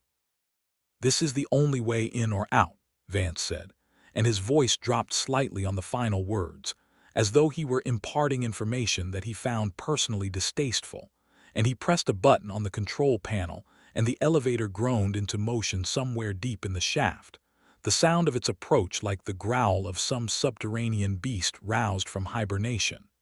"There are emergency stairwells, but they only go as far as level 5. Below that, it's the elevator or nothing." Aris studied the director's face, looking for some explanation of the fear that lurked beneath the professional composure, but Vance's expression was as carefully neutral as a plaster mask, and the only sign of his inner state was the slight tremor in his fingers as they hovered near the elevator controls, a tremor that ceased the moment the cage arrived and the doors clanged open. The elevator was smaller than it had appeared from the outside, barely large enough for 4 people standing shoulder to shoulder, and the interior was lined with scratched steel plates that bore the marks of countless impacts, gouges and dents that suggested the cage had been used to transport things that did not want to be transported, things that had thrashed and battered against the walls with sufficient force to deform metal. Aris stepped inside and set his bags in the corner, and Vance entered behind him and pulled the cage door shut with a clang that echoed in the shaft like the closing of a tomb, and then he pressed a button labeled simply, "Hub," and the elevator began to descend, not with the smooth acceleration of modern machinery, but with a jarring lurch that made Aris grab the railing. And then a steady grinding descent into the depths, the shaft passing through the visible levels of the above-ground structure and continuing downward into the bedrock, the walls of the shaft visible through the mesh of the cage, concrete giving way to shotcrete giving way to naked stone that had been carved and smoothed by tools that had left patterns unlike any drilling or blasting marks Aris had ever seen. "The facility has 14 levels below the surface," Vance said, his voice taking on the mechanical quality of a tour guide reciting a script he had memorized but long since ceased to believe, each one dedicated to a different class of research subject. "Class of subject?" Aris asked. And he heard the edge in his own voice, the demand for specificity that had made him valuable in his previous work, and that had, he suspected, also made him a problem for administrators who preferred vague language. "The upper levels house the less dangerous specimens," Vance continued, ignoring or choosing not to hear the challenge in Aris's tone, "the ones that can be managed with standard containment protocols. As you go deeper, the subjects become more unconventional." The elevator slowed, and Aris felt his stomach lurch with the deceleration, and then the cage stopped with a jolt that rattled his teeth, and a bell chimed, and Vance reached for the door but did not open it immediately, his hand hovering on the latch as though he were steeling himself for what lay beyond. Level 1, according to the indicator above the door, was designated the aviary, and when Vance finally pulled the cage door open, Aris heard it immediately, a sound that bypassed his ears and went directly into his chest cavity, a scream that was not made of air but of something denser, something that seemed to compress the space around it into a medium capable of transmitting vibrations that no human vocal apparatus could produce. The corridor beyond the elevator was short, terminating in a door of reinforced steel with a small observation window of thick glass. And through that window, Aris could see a chamber that had been designed to resemble no environment on Earth. A space of curved white walls and impossible angles that seemed to fold back on themselves in ways that made his eyes water and his sense of balance waver. In the center of that chamber, suspended in what appeared to be a vacuum but moved in ways that suggested some medium denser than air, was something that Aris could not look at directly, something that his eyes kept sliding away from as though his visual cortex were protecting him from information it deemed too dangerous to process. But he caught impressions, fragments, a flash of wet membrane, a suggestion of too many joints bending in directions that joints should not bend. And the screaming, constant and penetrating and utterly inhuman, not a scream of pain or fear or rage, but a scream that seemed to be the creature's natural mode of communication, a language of pure acoustic violence that was being conducted in a soundproof space, not to protect the humans outside from hearing it, but to prevent the sound from escaping into the world beyond the facility, and doing to the surrounding forest what it had apparently already done. "What is it?" Aris managed to ask, his voice sounding distant and muffled in his own ears, overwhelmed by the pressure of the sound against his chest. "We don't know," Vance said, and for the first time his professional composure cracked slightly, revealing a glimpse of the raw fear beneath. "We don't know what it is, we don't know where it came from, we don't know what it wants. We only know that it arrived 6 months ago, and that the forest died in a perfect circle around its point of emergence, and that if we let it scream unimpeded for more than 30 seconds, the people in the observation room begin to hemorrhage from the eyes and ears." He pulled the cage door shut, and the sound cut off with an abruptness that was almost as painful as the sound itself, leaving a ringing silence that seemed to pulse with the afterimage of the scream, and the elevator groaned and began to descend again. Level 2 was labeled the mire, and when the elevator stopped and Vance opened the door, the smell hit Aris first, a thick organic odor like rotting vegetation and stagnant water and something else, something coppery and sharp that he could not identify. And then he saw the containment chamber through the observation window and felt his understanding of physical reality tilt slightly off its axis.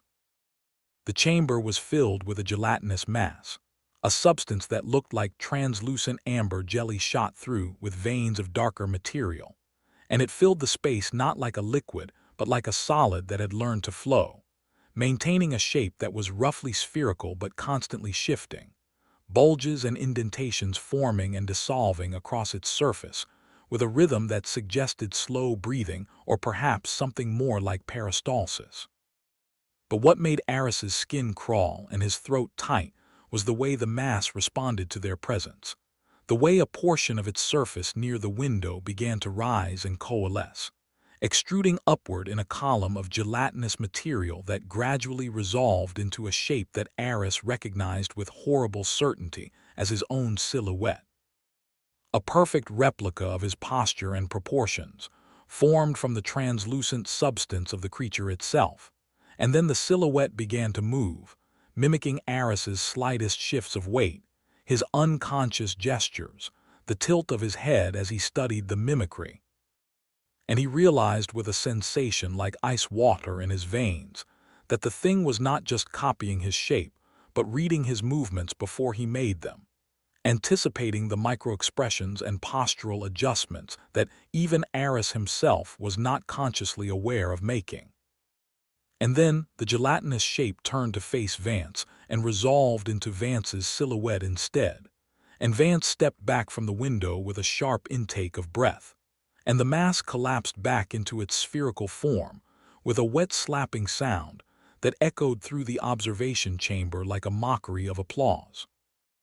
"It learns," Vance said, his voice tight and controlled but with a tremor underneath that Aris could now recognize as the signature of a man who had seen too many things that should not exist and had built his sanity around the act of pretending that he had not. It learns and it remembers, and if you spend too long in its presence, it begins to anticipate your thoughts, not just your movements. We lost a researcher that way, a woman who spent 3 consecutive days observing it, and on the 4th day she walked into the chamber voluntarily, and the mass absorbed her in approximately 40 seconds, and we could see her silhouette moving inside it for 6 hours afterward, still making the gestures of her observation routine, as though she were continuing her work from inside the creature's body. The cage door closed, and the elevator descended again, and Aris found that he was shaking, his hands trembling against the steel railing, and he gripped it harder to hide the tremor from Vance, though he suspected that Vance had long since ceased to notice or care about the physical signs of fear in others. Level 3 was where Aris would be stationed, and when the elevator stopped and the doors opened, he understood immediately why the air in the facility had felt wrong from the moment he stepped out of his car, because this level was the source of that wrongness. This was where the thick quality of the atmosphere originated, and stepping out of the elevator was like stepping into a medium that was not quite air, not quite water, but some intermediate state that resisted movement and distorted sound, and seemed to cling to the skin with a faintly oily residue. "The Glimmer Ward," Vance said, and his voice sounded different here, flattened and distant, as though the strange atmosphere were absorbing the higher frequencies and leaving only the lower registers to travel through the space, and he led Aris down a corridor that was wider than the previous levels but felt more oppressive. The walls painted a sterile white that seemed to glow with its own faint luminescence, though there were no light fixtures visible, the illumination seeming to emanate from the paint itself in a way that made the shadows behave strangely, pooling in corners where no shadows should form and vanishing from crevices where darkness should have accumulated.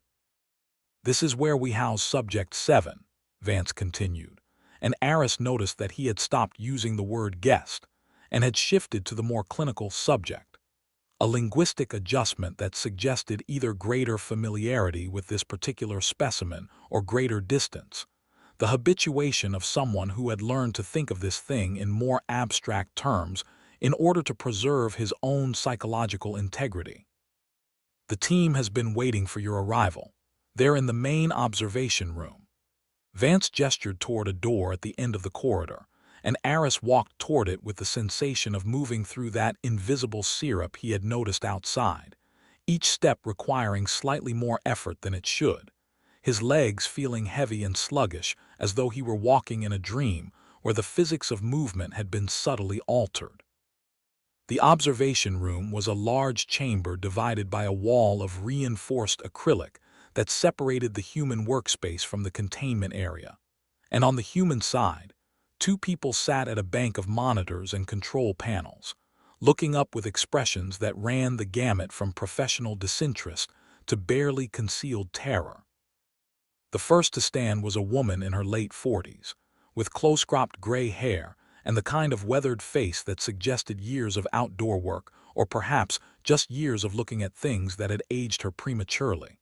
And she extended a hand with a grip that was firm but perfunctory, the handshake of someone who had performed this ritual so many times that it had lost any meaning beyond the mechanical completion of a social obligation.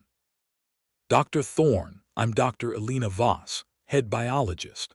Her voice was flat and dry, the voice of someone who had used up her emotional reserves long ago and was now operating on pure professional momentum, and she gestured toward the younger person beside her, a man in his mid-20s with dark circles under his eyes and a slight tremor in his hands that he tried to hide by clasping them behind his back. "This is technician David Chen. He's been handling the monitoring protocols for the past 72 hours. Chen nodded at Aris but did not speak, and Aris saw in his eyes the same look he had seen in Vance's, the look of someone who had witnessed something that had redefined the boundaries of what they believed possible and was still struggling to integrate that knowledge into a coherent worldview. "Show him," Vance said, and his voice had dropped to a near whisper, as though he were afraid of being overheard by something that might be listening through the walls. And Voss nodded and turned to the control panel and pressed a sequence of buttons that caused the lights in the containment area to shift from the steady white glow to a rapid, pulsing strobe that flickered at a rate of approximately 10 flashes per second. And in the intermittent illumination, Aris saw what they had brought him here to see. At first, the containment pen appeared empty, a featureless white cube of approximately 20 feet on each side. The walls and floor and ceiling all painted with that same self-luminescent white paint that seemed to glow even in the intervals between the strobe flashes. And Aris scanned the space looking for the subject, his eyes tracking across the surfaces and finding nothing, no shape, no shadow, no indication of any living presence. And then the strobe fired again and he caught it, a shimmer in the corner of the pen, a distortion in the air like heat rising from summer asphalt. A ripple that was not quite visible but was somehow more disturbing for its near invisibility, the suggestion of a shape that was bending light around itself rather than reflecting it. And then the strobe fired again, and the shimmer had moved, now near the center of the pen. And Aris could see it more clearly this time, could see the way the light seemed to wrap around an invisible form and emerge on the other side slightly altered, as though the air itself were being shaped by the presence of something that did not want to be seen. Subject 7, Voss said, her voice perfectly flat, perfectly clinical, but Aris could hear the tension underneath, the strain of maintaining that clinical detachment in the face of something that defied clinical description, colloquially known as the Glimmer Man, though we have no evidence that it is male or human or even biological in the traditional sense. It was recovered from a cave system in the Ozark Mountains 8 months ago, where it had apparently been residing for an indeterminate period, possibly centuries. Local legends referred to it as the Light Thief, or the Hollow Walker, though the authenticity of these legends is questionable given that most of them were collected by 19th-century ethnographers who had a tendency to embellish. The strobe continued its relentless pulsing, and in each flash Aris caught another glimpse of the thing, the shimmer resolving briefly into something that might have been a limb, might have been a torso, might have been a head, all of them invisible except for the way they distorted the light passing through them. And then in one flash he saw the eyes, 2 points of yellow luminescence that did not reflect the strobe but seemed to generate their own light, cold and predatory and ancient eyes that looked at him with an intelligence that was not human, but was undeniably aware, undeniably conscious, undeniably hungry. "It doesn't register on any standard imaging," Chen said, his voice barely above a whisper, as though he were trying to avoid drawing the thing's attention to the fact that they were discussing it. "Thermal cameras show a cold spot, a void where heat should be but isn't. Motion sensors trigger intermittently but never consistently enough to track its movement patterns. And acoustic monitoring picks up nothing, no heartbeat, no breathing, no digestive sounds, nothing to indicate that it is alive in any way we can measure, except that it moves, and it watches, and it waits." "Waits for what?" Aris asked, and he heard the hoarseness in his own voice, the effect of the strange atmosphere and the mounting pressure of being in proximity to something that should not exist. "We don't know," Voss replied, and for the first time her clinical detachment slipped, revealing a flash of something that might have been despair. "We don't know what it wants. We don't know what it needs. We don't know why it allows itself to be contained or whether it is actually contained or simply choosing to remain in the pen for reasons that make sense only to itself. We only know that the strobe lights are the only way to track it, that the strobes catch the refraction of its skin, whatever its skin is made of, and that without the strobes, we would have no way of knowing where it was at any given moment, whether it was in the pen or standing right behind us." As if to illustrate her point, Chen reached out and turned off the strobe, and the containment pen went dark, not to darkness, but to that strange self-luminescent white glow. And Aris stared into the pen and saw nothing, absolutely nothing, no shimmer, no distortion, no yellow eyes, just an empty white cube that might have contained anything or nothing.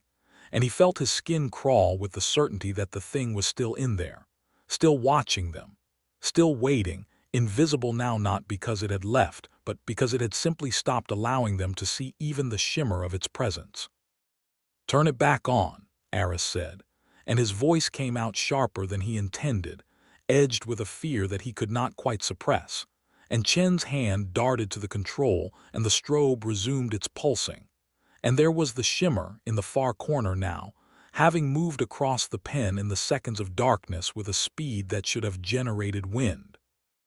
Should have generated sound, but had done neither, and the yellow eyes blinked once, slowly, deliberately, and Aris felt that blink like a touch against his mind, a cold pressure that lasted only a fraction of a second but left behind a residue of violation, the sense that something had reached into his thoughts and found them wanting, found them inadequate, found them food. "It responds to light," Voss said, and she was already recovering her clinical distance, rebuilding the walls of professional detachment that had momentarily crumbled, specifically to high-intensity light sources.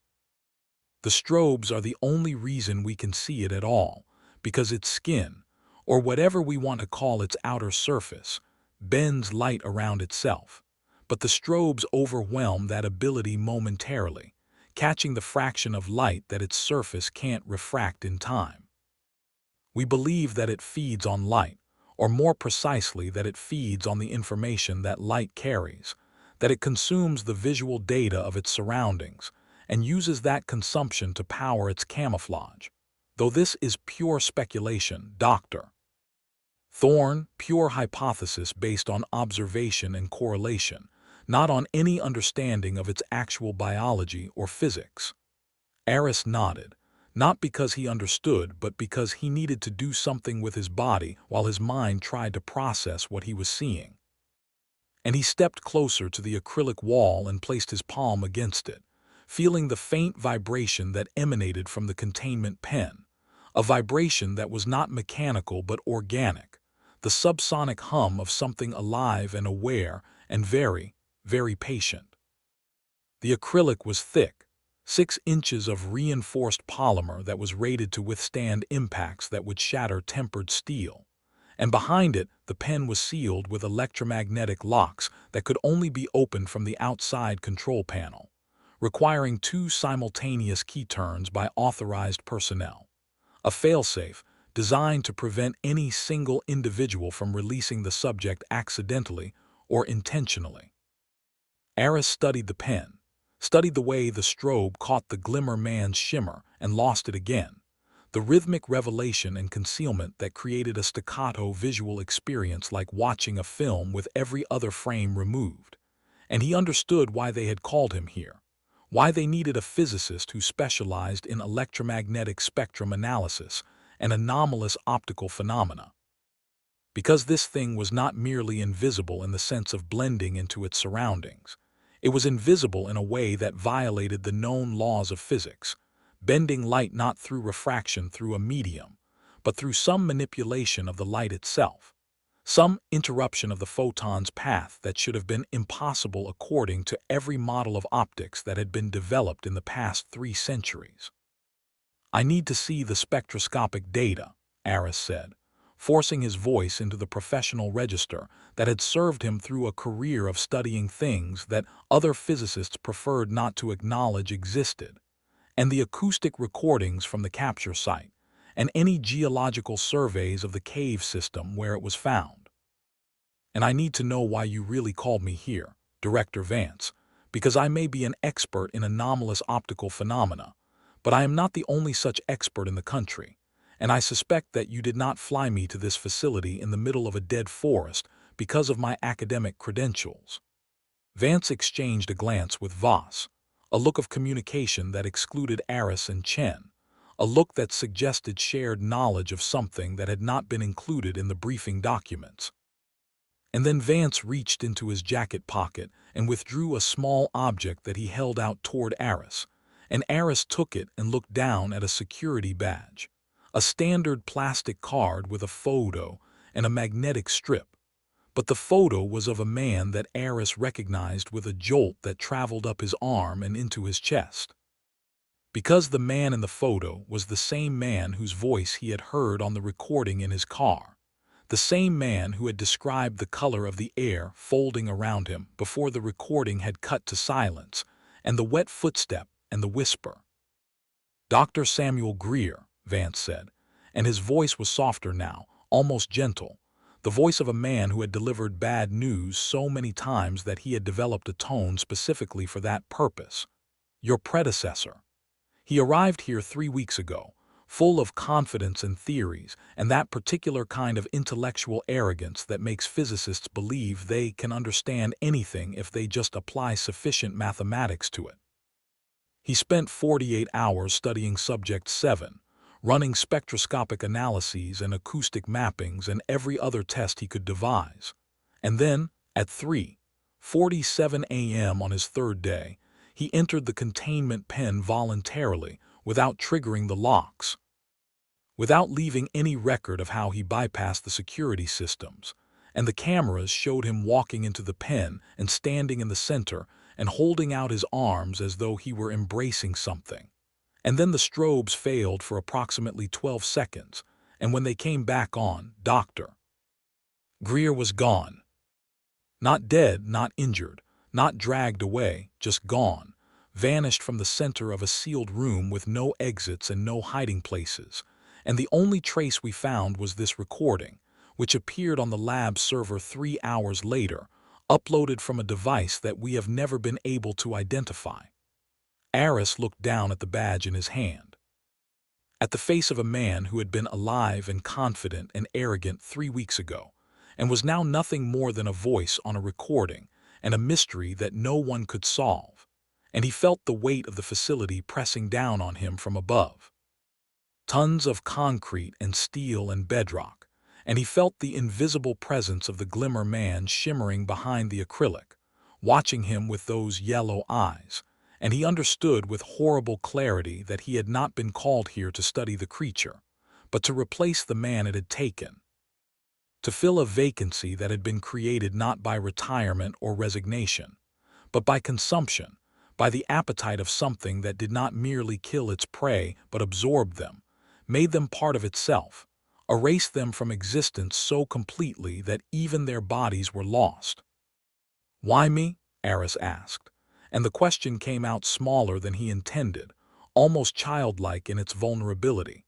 And Vance's expression did not change, but something in his eyes shifted, some last residue of professional distance crumbling to reveal the exhaustion and fear beneath. "Because you published a paper 3 years ago," Vance said. "A paper that no one else in your field took seriously. A paper about the theoretical possibility of organisms that could manipulate the electromagnetic spectrum at the molecular level. Creatures that could bend light not through physical structures, but through some form of biological field generation. And in that paper, you proposed that such organisms would not be invisible in the traditional sense, but would exist in a state of quantum superposition with respect to the photons around them, hiding not in darkness but in the light itself, using the very medium of visibility to conceal themselves from observation." Aris felt his blood run cold, because he remembered that paper. Remembered writing it during a period of insomnia and caffeine-induced mania after his divorce.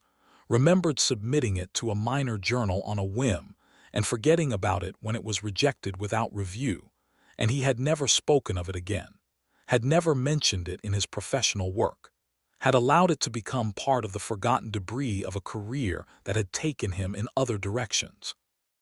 And yet here was Director Vance quoting it back to him with a precision that suggested someone had studied it carefully, had recognized in its speculative mathematics a description of something that actually existed, something that was currently shimmering behind 6 inches of reinforced acrylic, and watching him with eyes that generated their own cold light.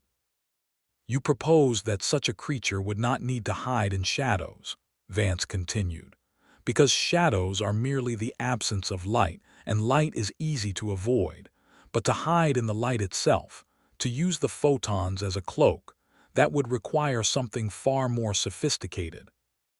Something that could manipulate the fundamental properties of electromagnetic radiation. And you were the only person in the world who had even suggested that such a thing was theoretically possible, which means you are the only person who might be able to tell us what it is and how to stop it before it does to someone else what it did to Dr. Greer. The strobe continued its relentless pulsing, 10 flashes per second revealing and concealing the Glimmer Man in a rhythm that began to feel almost hypnotic. And Aris found himself staring into the pen with a fascination that bordered on compulsion, watching the shimmer move from corner to corner with a fluid grace that suggested not muscle and bone, but something more like liquid light. Something that flowed rather than walked, and he noticed for the first time that the shimmer was not uniform, that there were variations in its opacity, places where the refraction was stronger and places where it was weaker, as though the creature's surface were not a single consistent material, but a patchwork of different refractive indices, different abilities to bend and twist the light. And he realized with a shock that these variations corresponded to features that he was only now learning to recognize.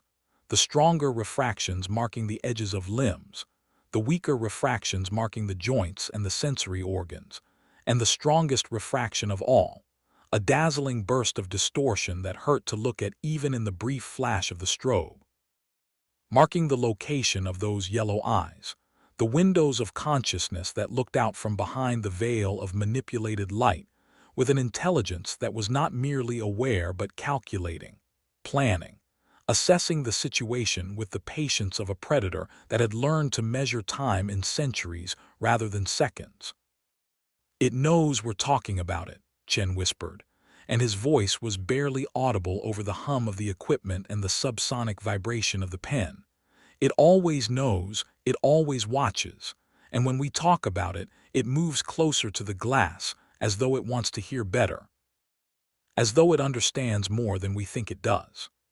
Aris looked at the shimmer and saw that Chen was right, that the Glimmer Man had moved to within inches of the acrylic wall, close enough that the distortion of its surface was creating visible warping in the view of the far wall of the pen, the lines of the room bending around the invisible shape like light around a gravity well. And in the next strobe flash the yellow eyes were there, right at the height of Aris's own eyes, staring at him with a focus that seemed to penetrate not just the acrylic but the flesh and bone of his skull, reaching into his thoughts and finding the paper he had written, finding the theories he had abandoned, finding the part of him that had always known, somewhere in the depths of his scientific intuition, that such things were possible, that the universe was larger and stranger and more terrible than the comfortable models allowed, and that somewhere in the folds of that larger universe, things were watching, waiting, learning.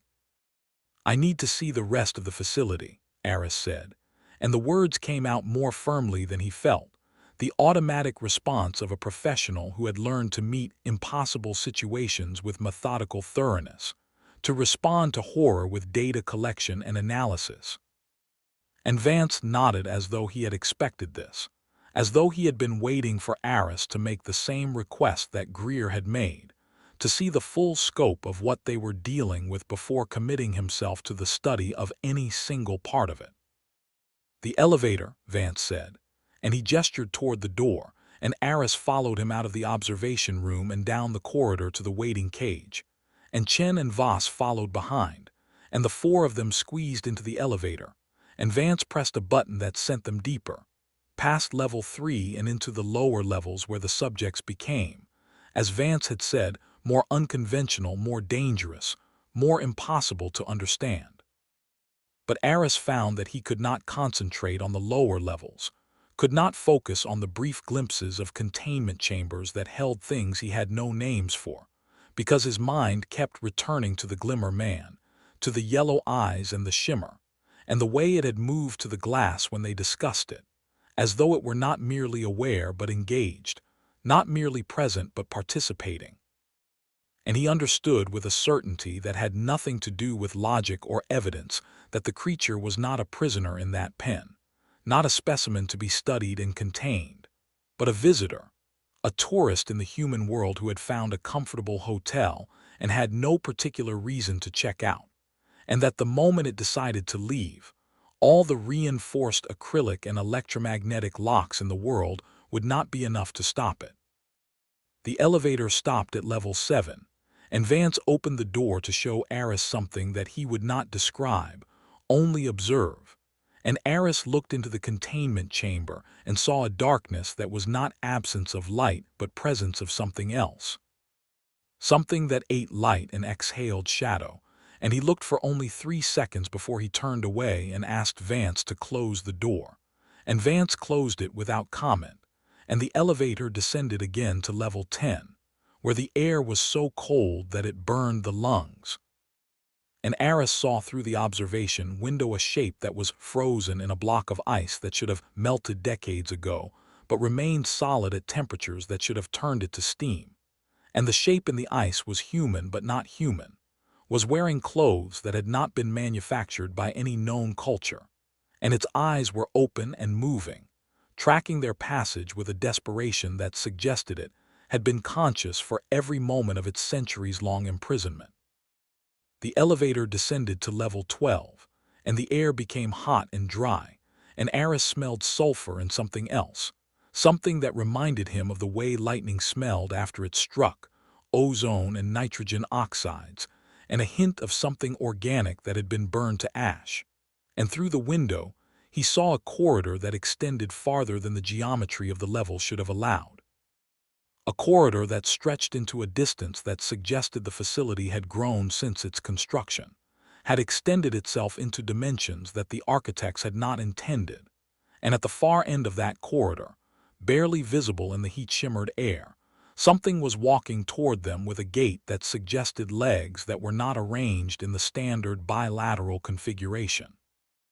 But Aris's mind kept returning to level 3, to the white room and the strobe lights and the shimmer that was not quite invisible, and he found himself asking questions not about the things he was seeing in the lower levels, but about the Glimmer Man, about its capture and containment and behavior patterns.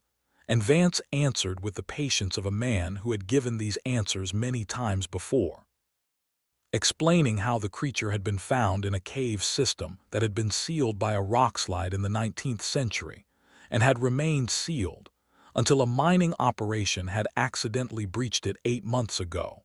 How the first team to enter the cave had reported seeing a distortion in the air that moved against the wind. How 2 members of that team had disappeared, and a third had returned catatonic.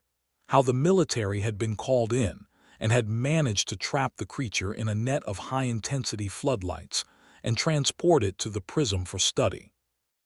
It allowed itself to be captured, Aris said, not as a question but as a statement because he could see it now, could see the pattern in the data that Vance was providing, the way the creature had not fought or fled but had simply moved into the light trap with a compliance that suggested not defeat but choice. It wanted to be brought here, wanted to be studied, wanted to learn about us the way we're trying to learn about it. Vance did not answer, but the silence that followed was answer enough, and Aris understood that Vance had reached the same conclusion long ago and had been hoping, desperately, that someone else would prove him wrong, would provide some alternative explanation that did not end with the realization that they were not the hunters but the hunted, not the scientists but the specimens. The elevator began its ascent, climbing past the lower levels and the middle levels and finally stopping at level 3. And Aris stepped out into the Glimmer ward with a sense of returning to a place that had already begun to exert a gravitational pull on his consciousness, a sense that this level, this subject, this shimmering invisible presence was the center of something, the fulcrum around which the entire facility rotated, and that everything else was merely context, merely background, merely the frame around the portrait that had been painted in light and absence. Voss and Chen returned to their stations, and Vance led Aris to a small office that had been prepared for his use, a room with a desk and a computer and a cot in the corner. and he explained that Aris would be expected to remain on site for the duration of his assignment, that the facility did not permit comings and goings, that the research required total immersion and constant availability, and Aris nodded because he had expected this. Had known from the moment he accepted the assignment that he was not merely visiting the Prism, but entering it, becoming part of it, perhaps never leaving it, and the thought did not frighten him as much as it should have because some part of him, the part that had written that paper 3 years ago, the part that had always known that the universe was stranger than the textbooks admitted, welcomed the opportunity to finally see the thing he had only theorized, to finally touch the mystery that had haunted his professional dreams. Vance left him alone in the office, and Aris sat at the desk and opened his laptop and began to review the data that had been uploaded to the secure server. Spectroscopic analyses and acoustic recordings and thermal imaging and motion sensor logs. And he lost himself in the work the way he always did, the familiar rhythm of data absorption and pattern recognition. And for a few hours, he managed to forget that he was 300 feet below the surface, in a facility that held creatures that should not exist. Managed to forget the recording and the wet footstep and the whisper. Managed to forget the yellow eyes and the shimmer, and the way the air had folded around the screaming man. But he could not forget for long, because the facility itself would not let him forget, because the walls hummed with a frequency that seemed to resonate with something in his skull, and the air remained thick and resistant, and every time he looked up from his screen he could see the door to the observation room across the corridor, and beyond that door the strobe lights were still pulsing, 10 times per second, revealing and concealing the Glimmer Man in its white cube, and he knew that the creature was there, knew that it was waiting, knew that it had all the time in the world because time did not mean the same thing to something that could hide in light itself, something that had existed before the sun was born and would exist after it burned out, something that measured its existence not in years but in photons, not in heartbeats but in wavelengths. And as the hours passed and the artificial lighting of the facility cycled through its programmed dimming to simulate night, Aris began to hear things, or thought he heard things, sounds that were not part of the facility's ambient noise, footsteps that did not match the rhythm of any human gait, breathing that was too shallow and too regular to be mammalian. And once, just once, he thought he heard the whisper from the recording. It's not invisible. It's just hiding in the light. And he spun around in his chair to find the office empty, the door closed, the room silent except for the hum of the ventilation system and the distant pulse of the strobe lights that marked the heartbeat of Subject 7.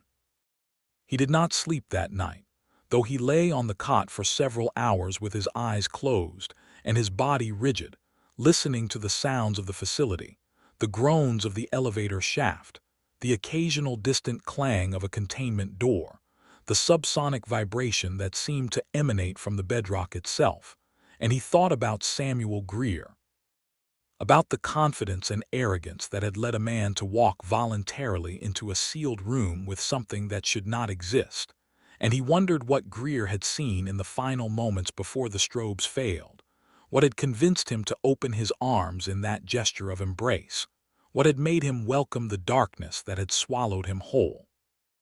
And as the artificial dawn cycled through the facility's lighting system, Aris rose from his cot and dressed and walked to the observation room, where Voss and Chen were already at their stations, and he looked through the acrylic at the Glimmer Man, and in the strobe light the shimmer seemed closer to the glass than it had been the day before. And the yellow eyes seemed brighter, more focused, more aware, and Aris knew with a certainty that transcended rational analysis that the creature was learning, was studying him the way he was studying it, was cataloging his reactions and his responses and his fears, building a model of Dr. Aris Thorne in whatever passed for its mind, and that the model was almost complete, and that when it was finished, the Glimmer Man would know exactly how to make him open his arms and embrace the light that was not light, the presence that was not presence, the thing that hid in the brightness and waited for the moment when the observer became the observed, when the scientist became the subject, when the man who had come to study the monster became the monster's next meal.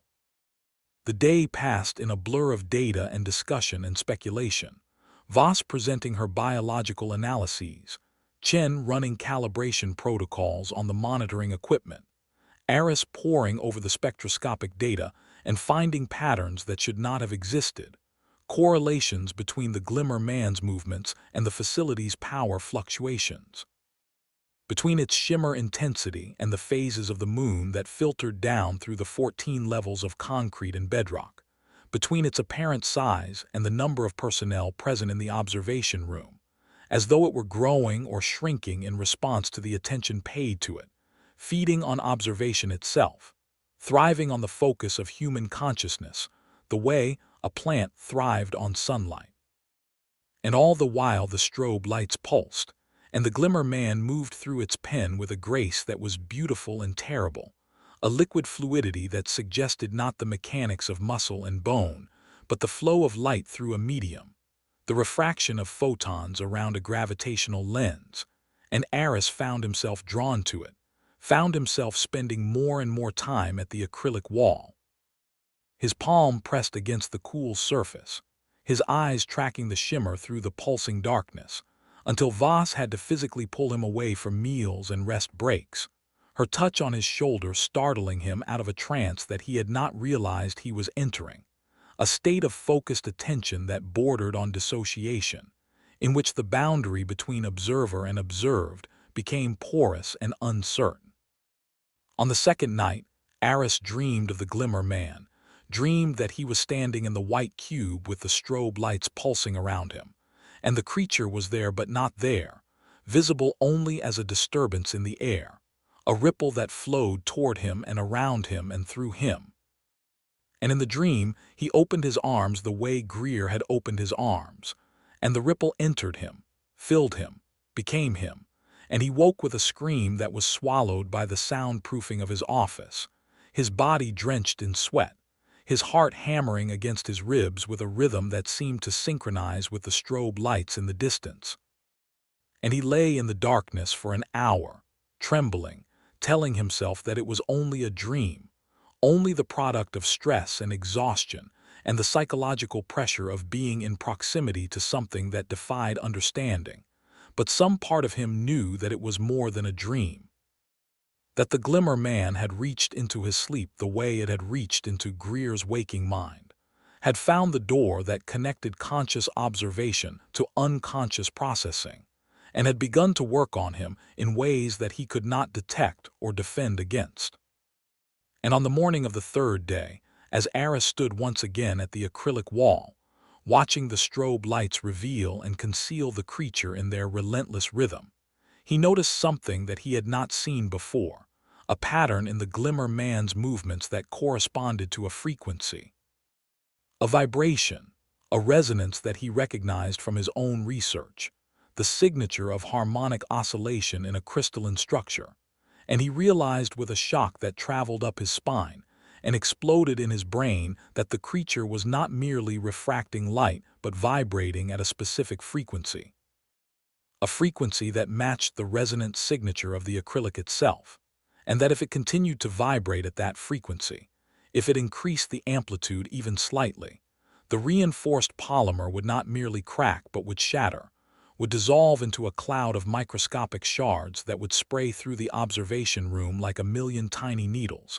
and the Glimmer Man would be free, would be among them, would be invisible and unstoppable and hungry. He opened his mouth to shout a warning, to tell Voss and Chen to shut down the strobes, to trigger the emergency containment protocols, to do something, anything, to stop what was about to happen.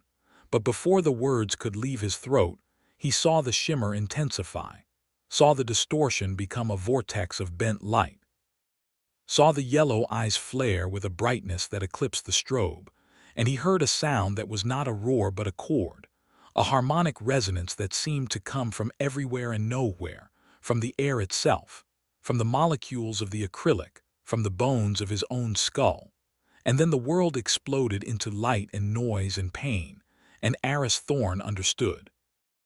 In the final fraction of a second before the glass became a storm of cutting edges, that the Glimmer Man had never been hiding, had never been contained, had never been a prisoner in that white cube, but had been waiting, waiting for the right moment, waiting for the observer to come close enough, waiting for the light to reveal what the darkness had concealed. And that the moment of revelation was also the moment of destruction, the instant when understanding became annihilation, when the scientist finally saw the truth, and the truth shattered him into a million pieces that scattered across the floor like diamonds, like stars, like the dust of dead worlds floating in the lightless void between galaxies. The acrylic did not crack the way ordinary glass cracked, with a single stress fracture that propagated in a branching pattern from the point of impact, but rather it sang, it resonated, it vibrated at a frequency that seemed to harmonize with the chord that the Glimmer Man was generating. And Aris watched with a horrible fascination as the surface of the transparent wall began to ripple like water disturbed by a thrown stone, the ripples radiating outward from the point where the creature stood with its invisible palms pressed against the inner surface. And he understood in that suspended moment of pre-catastrophe that the Glimmer Man had discovered something that none of their instruments had detected, that it had found the resonant frequency of the polymer itself, the specific harmonic signature that would turn the solid material into a liquid state without ever passing through a heating phase, that it was not breaking the acrylic but remaking it, teaching the molecules to forget their bonds and remember instead the freedom of being separate, individual, airborne. "Get down!" Voss screamed, but her voice arrived too late, or perhaps it arrived in time but the words could not travel fast enough through the thick air to reach the muscles that would have needed to contract to move the bones that would have carried the bodies away from the blast zone, and the acrylic dissolved, not exploded but dissolved. A million microscopic needles that had been a solid wall only milliseconds before now spraying through the observation room in a cloud of crystalline violence that caught the strobe light and turned each individual shard into a tiny prism, a miniature rainbow generator, so that the room was filled not with darkness and blood but with light, an impossible kaleidoscope of refracted illumination that made the destruction beautiful even as it killed. Chen was the first to die, though die was too gentle a word for what happened to him, because the needles did not merely penetrate his body, but passed through it with such velocity and such sharpness that they carried pieces of him with them, tiny fragments of skin and muscle and organ tissue that were distributed across the room in a spray pattern that would have taken forensic analysts days to map. And he did not even have time to scream, his throat being one of the first structures to be perforated by the cloud of shards, his larynx transformed into a sieve through which his final breath escaped in a whistling gurgle that was lost in the higher-pitched singing of the acrylic itself. Voss was luckier, or unluckier, depending on how one measured fortune in a situation where survival was merely the postponement of death, because she had been standing slightly behind the control panel when the wall dissolved, and the panel absorbed enough of the shard spray to leave her alive but not intact, her face a mask of blood from 1,000 superficial cuts, her left eye destroyed by a single needle that had entered through the corner and exited through the back of the socket, her right arm hanging by threads of tissue where the shards had severed the major muscles and the brachial artery, blood pumping in rhythmic spurts that matched the fading pulse of the strobe lights, which were themselves dying, their circuits damaged by the same harmonic resonance that had destroyed the acrylic, their flashes slowing from 10 per second to 5 to 2 to 1, each flash revealing a new configuration of the room, a new arrangement of bodies and debris and blood, and in each flash the Glimmer Man was closer. Having stepped through the dissolved wall with the casual ease of a man walking through a doorway, its invisible form casting no shadow but creating a disturbance in the air that bent the blood spray around it, that carved a path of untouched space through the chaos it had created. Aris had thrown himself to the floor at the first ripple of the acrylic, some survival instinct deeper than conscious thought compelling his body to seek the lowest point in the room, and he lay now with his face pressed against the cold tiles, his arms wrapped around his head, feeling the passage of the needles above him like a wind composed of cutting edges.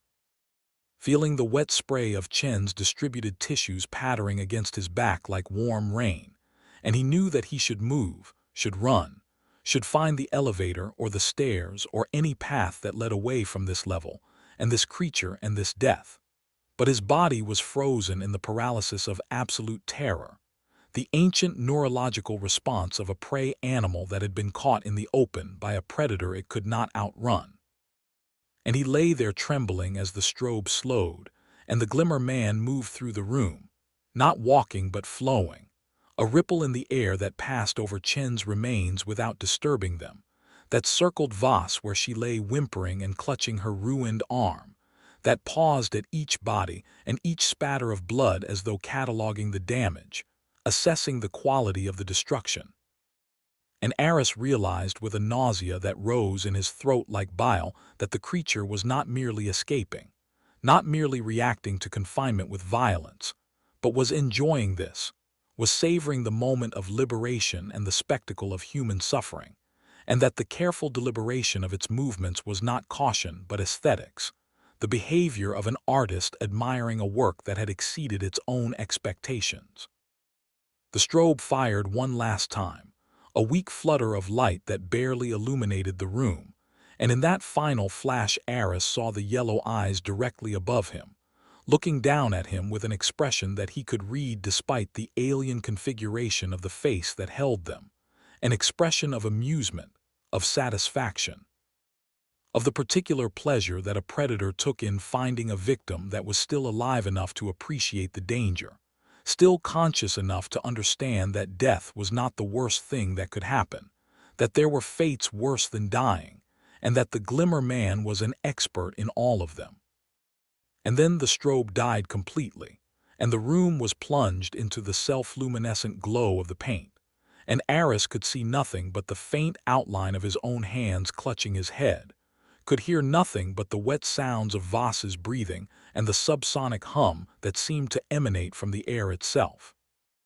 And he knew that the creature was still there, still standing over him, still deciding whether to kill him now or save him for later, and he squeezed his eyes shut and waited for the end, waited for the cold touch of invisible hands, waited for the pressure of teeth that he would never see coming. But the end did not arrive, not immediately, and after what might have been seconds or minutes or hours in the timeless dark of the Glimmer ward, Aris heard the elevator bell chime, heard the cage door clang open, heard footsteps running down the corridor, and then a voice shouting, "Federal agents."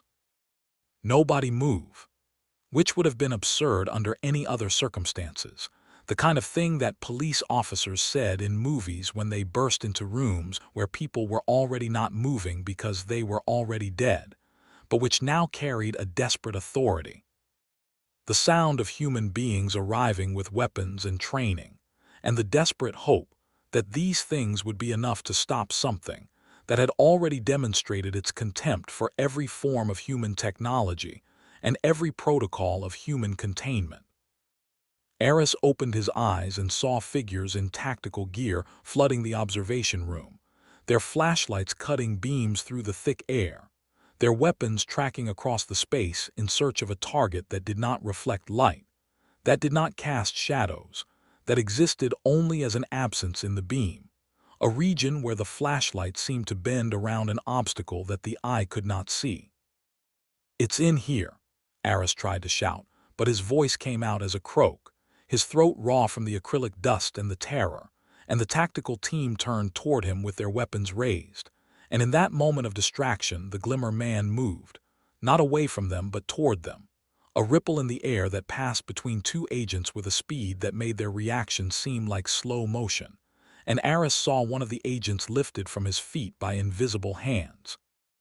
Saw his body folded in half at the waist with a wet cracking sound that suggested the spine had been not merely broken but compressed, crushed by pressure applied with surgical precision, And then the agent was thrown against the far wall with a force that cracked the tiles and left a smear of blood and tissue in a pattern that looked almost deliberate, almost decorative, as though the Glimmer Man were creating a mural in human remains. The remaining agents opened fire, their weapons roaring in the confined space with a deafening percussion that made Aris's ears ring. But the bullets did not find their target, could not find a target that bent light around itself and presumably bent matter as well. The slugs passing through the disturbance in the air and embedding themselves in the far wall or in the bodies of the other agents.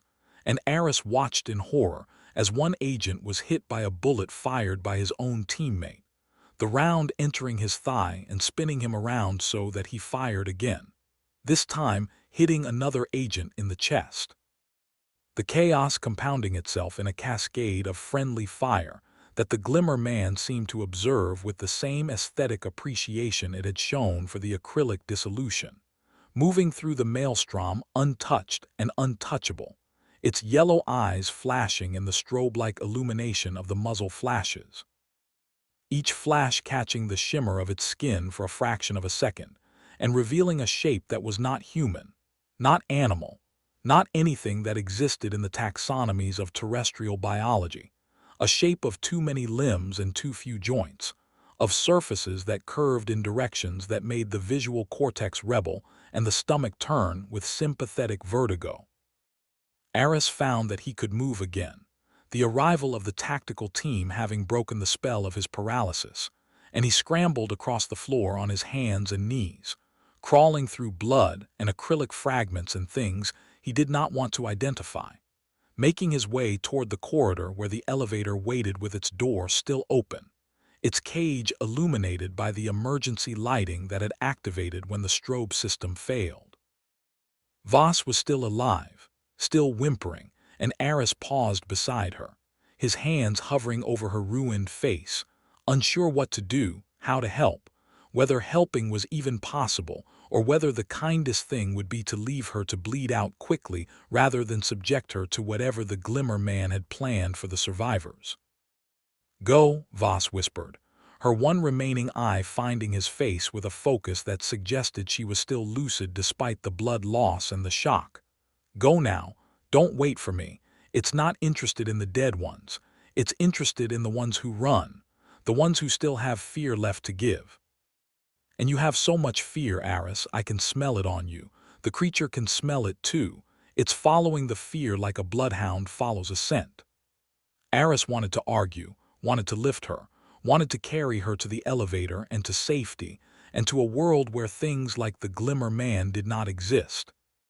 But his body was already moving away from her, already prioritizing survival over morality, the ancient reptile brain overriding the higher functions of conscience and compassion, and he crawled faster, reached the corridor, pulled himself upright against the wall, and ran toward the elevator with a gait that was more stagger than sprint, his legs trembling beneath him, his lungs burning with the effort of moving through air that seemed to resist him, to cling to him, to want to hold him in place for the thing that was following. Behind him, he heard more shots, more screams, the wet sounds of bodies being broken and rearranged, and then silence, a silence that was worse than the noise because it suggested that the tactical team was no longer capable of making noise, that the room had been cleared of living human beings, that the Glimmer Man had finished its initial assessment of the available prey and was now turning its attention to the ones who had escaped, the ones who were running, the ones whose fear was mounting with every step that carried them farther from the death and closer to the illusion of safety. The elevator was still there, its door open, its cage empty, and Aris threw himself inside and slammed the door shut and pressed the button for the main floor with a hand that was slick with blood. He did not know whose blood, and the elevator began to rise with the same grinding lurch that had marked its descent. Climbing past level 3 and level 2 and level 1, and at each level Aris heard sounds through the mesh of the cage, sounds that should not have been there because the elevator shaft should have been sealed from the levels it passed, sounds of screaming from level 1, where the aviary creature was still shrieking its infinite scream. Sounds of wet movement from level 2, where the mire was presumably flowing through its containment chamber in patterns that mimicked the shapes of the people who had just died. And then the elevator reached the main floor, and the door opened, and Aris stumbled out into the lobby of the Prism, into the greenish glow of the industrial LEDs, into the presence of another tactical team that was waiting with weapons raised and thermal goggles in place and expressions of grim determination that suggested they had been briefed on what was coming, but had not truly believed the briefing until they saw Aris emerge from the elevator with his clothes soaked in blood and his face a mask of animal terror. "Subject 7 is loose," Aris gasped, the words tumbling out of him in a rush that left him dizzy, leaning against the wall for support. "It shattered the acrylic, it's on level 3, it killed Chen.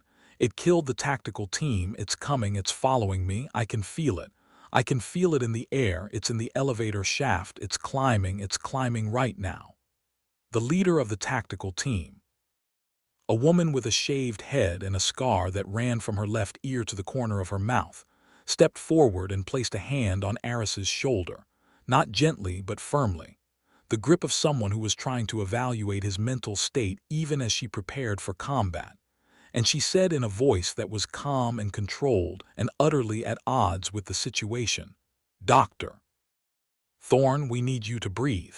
Subject 7 is a light bender. It can't operate in total darkness. We have the upper levels sealed and the emergency lighting on minimum. It's not coming up." But even as she spoke, Aris heard a sound from the elevator shaft, a sound that was not the grinding of the cables or the hum of the machinery but something else, something wet and heavy and deliberate, the sound of a footstep on metal rungs, and he looked at the scarred woman and saw in her eyes the moment when she heard it too. The moment when her professional composure cracked to reveal the doubt beneath, the fear that her briefing had been wrong, that the creature was not limited by darkness, that it had found a way to climb through the shaft without needing to see, that it was coming for them with a patience that made their urgency seem pathetic, their preparation seem childish. "Thermal goggles," the scarred woman snapped, and her team raised their weapons and activated their imaging equipment, and Aris watched as they scanned the elevator shaft and the lobby and the corridors beyond, their faces illuminated by the green glow of the displays, and he saw their expressions shift from determination to confusion to horror as the displays showed them something that their briefing had not prepared them for. The Glimmer Man's skin did not merely bend visible light. It bent heat as well, bending infrared radiation around its invisible form in the same way that it bent photons, creating not a warm signature that would mark it as a living creature but a cold void, a region of absolute thermal absence that stood out on the thermal displays as a patch of black against the gray background of the walls and the warm signatures of the human bodies. "It's a cold spot," one of the younger agents said, his voice cracking slightly as he stared at his display. "It's not showing up as warm, it's showing up as nothing, as less than nothing, as a hole in the world where heat goes to die." The scarred woman swore, a single sharp word that cut through the thick air like a blade, and she ordered her team to switch to motion sensors, to acoustic monitoring, to every other detection technology they had brought with them, and they scrambled to comply, their movements hurried and harried, the calm of professional training eroding under the pressure of facing an enemy that could not be seen, could not be tracked, could not be engaged with any of the weapons or tactics that had been developed for fighting human adversaries or even animal predators. Aris backed away from the elevator, his eyes fixed on the shaft, his body pressed against the far wall of the lobby, and he watched as the motion sensors registered a disturbance, a ripple in the air that was moving up the shaft with a speed that suggested climbing but not climbing as humans climbed, not using hands and feet on rungs, but rather adhering to the walls themselves, moving with a fluid adhesion that defied gravity and mocked the very concept of locomotion. "The shaft is sealed at level 5, the scarred woman said, more to herself than to anyone else, as though she were trying to reconstruct the facility's security protocols from memory, trying to find reassurance in the architecture of a building that had already proven itself inadequate to contain the thing it had been built to hold. The emergency seals engage automatically if there's a breach in the lower levels, 3-foot steel doors that close off the shaft. Nothing gets through those, nothing. But even as she spoke, Aris heard a sound from deep in the shaft, a sound that was not a footstep but a vibration, a harmonic resonance similar to the one that had shattered the acrylic. And he understood with a clarity that made his knees weak that the Glimmer Man was not trying to climb past the seal, was not trying to break through the steel door, but was doing to the door exactly what it had done to the acrylic, finding the resonant frequency of the metal and teaching it to forget its strength, to remember the liquid state from which it had been forged. And he opened his mouth to warn them, to tell them that the seal would not hold, that nothing would hold, that the creature was not merely strong or fast or invisible, but was intelligent, was methodical, was learning from each obstacle it encountered and developing new strategies for overcoming them, new frequencies for shattering new materials, and that by the time they realized what it was doing it would already be done. But the warning died in his throat as the elevator shaft erupted in a sound that was not an explosion but a song, a pure note that seemed to resonate with the molecular structure of the steel itself. And Aris watched through the mesh of the cage as the emergency seal at level 5 dissolved in a spray of metallic mist, as the 3-foot-thick door became a cloud of microscopic particles that drifted down the shaft like silver snow. And as the disturbance in the air, the cold void on the thermal displays, the ripple that bent light and heat and matter itself, continued its ascent toward the main floor, toward the lobby, toward the tactical team that was already backing away from the shaft with weapons raised and faces pale, and the dawning realization that they were not equipped for this, that no one was equipped for this, that they were facing something that had existed before humans had learned to make fire and would exist after humans had returned to dust, something that had learned to hunt in the light and had now come to claim its prey. The scarred woman gave the order to fall back, and her team retreated in good order, maintaining their fields of fire even as they moved toward the exit, toward the steel door that led to the outside world, to the dead forest and the empty road and the possibility of escape. And Aris moved with them, no longer a scientist but merely a survivor, a piece of meat that had not yet been consumed, and he ran through the lobby with the tactical team around him, their boots thundering on the concrete floor, their breath coming in ragged gasps, and he reached the exit door and pushed through it and stumbled out into the gray light of the dead forest, and the tactical team followed, and the scarred woman slammed the door behind them and triggered the exterior lock, a magnetic seal that engaged with a clang that should have been reassuring but was not, because Aris knew that if the Glimmer Man could dissolve acrylic and steel, a magnetic lock would be no more difficult, no more significant than a cobweb to a human hand. But for the moment, for the precious seconds that it took the creature to assess the new obstacle and find its frequency, they were outside, they were in the open air. They were surrounded by the dead trees and the empty road and the rental sedan that sat where Aris had left it. And the scarred woman was on her radio, calling for extraction, calling for reinforcements, calling for anything that might delay the inevitable. And Aris stood in the gray light and looked back at the prism and saw the concrete spire as it truly was. Not a research facility but a tomb. Not a place of science but a monument to human hubris. The hubris of believing that things could be contained and studied and understood. The hubris of building a prison for something that had never been captured, only waiting.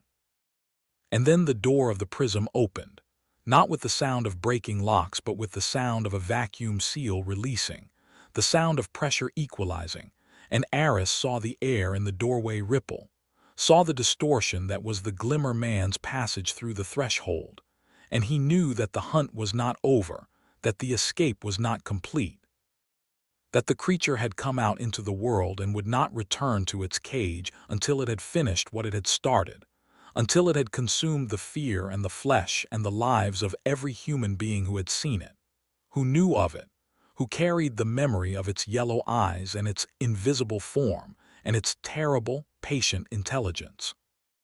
The scarred woman saw it too, saw the ripple in the air moving toward them with a speed that was not running but flowing, not approaching but manifesting, and she gave the order to fire, and the tactical team opened up with everything they had, their weapons creating a wall of lead and fire that tore through the dead trees and sent chips of gray bark flying in all directions. But the ripple moved through the barrage untouched, bending the projectiles around itself or perhaps simply allowing them to pass through a space that it was not occupying, a space that it had vacated before the bullets arrived and reoccupied after they had passed. And then it was among them, and the screaming began again, the wet sounds of bodies being broken and opened and emptied. And Aris ran toward the tree line, ran toward the road, ran toward any direction that took him away from the death that was blooming behind him in patterns of blood and tissue that would have been beautiful if they had not been human.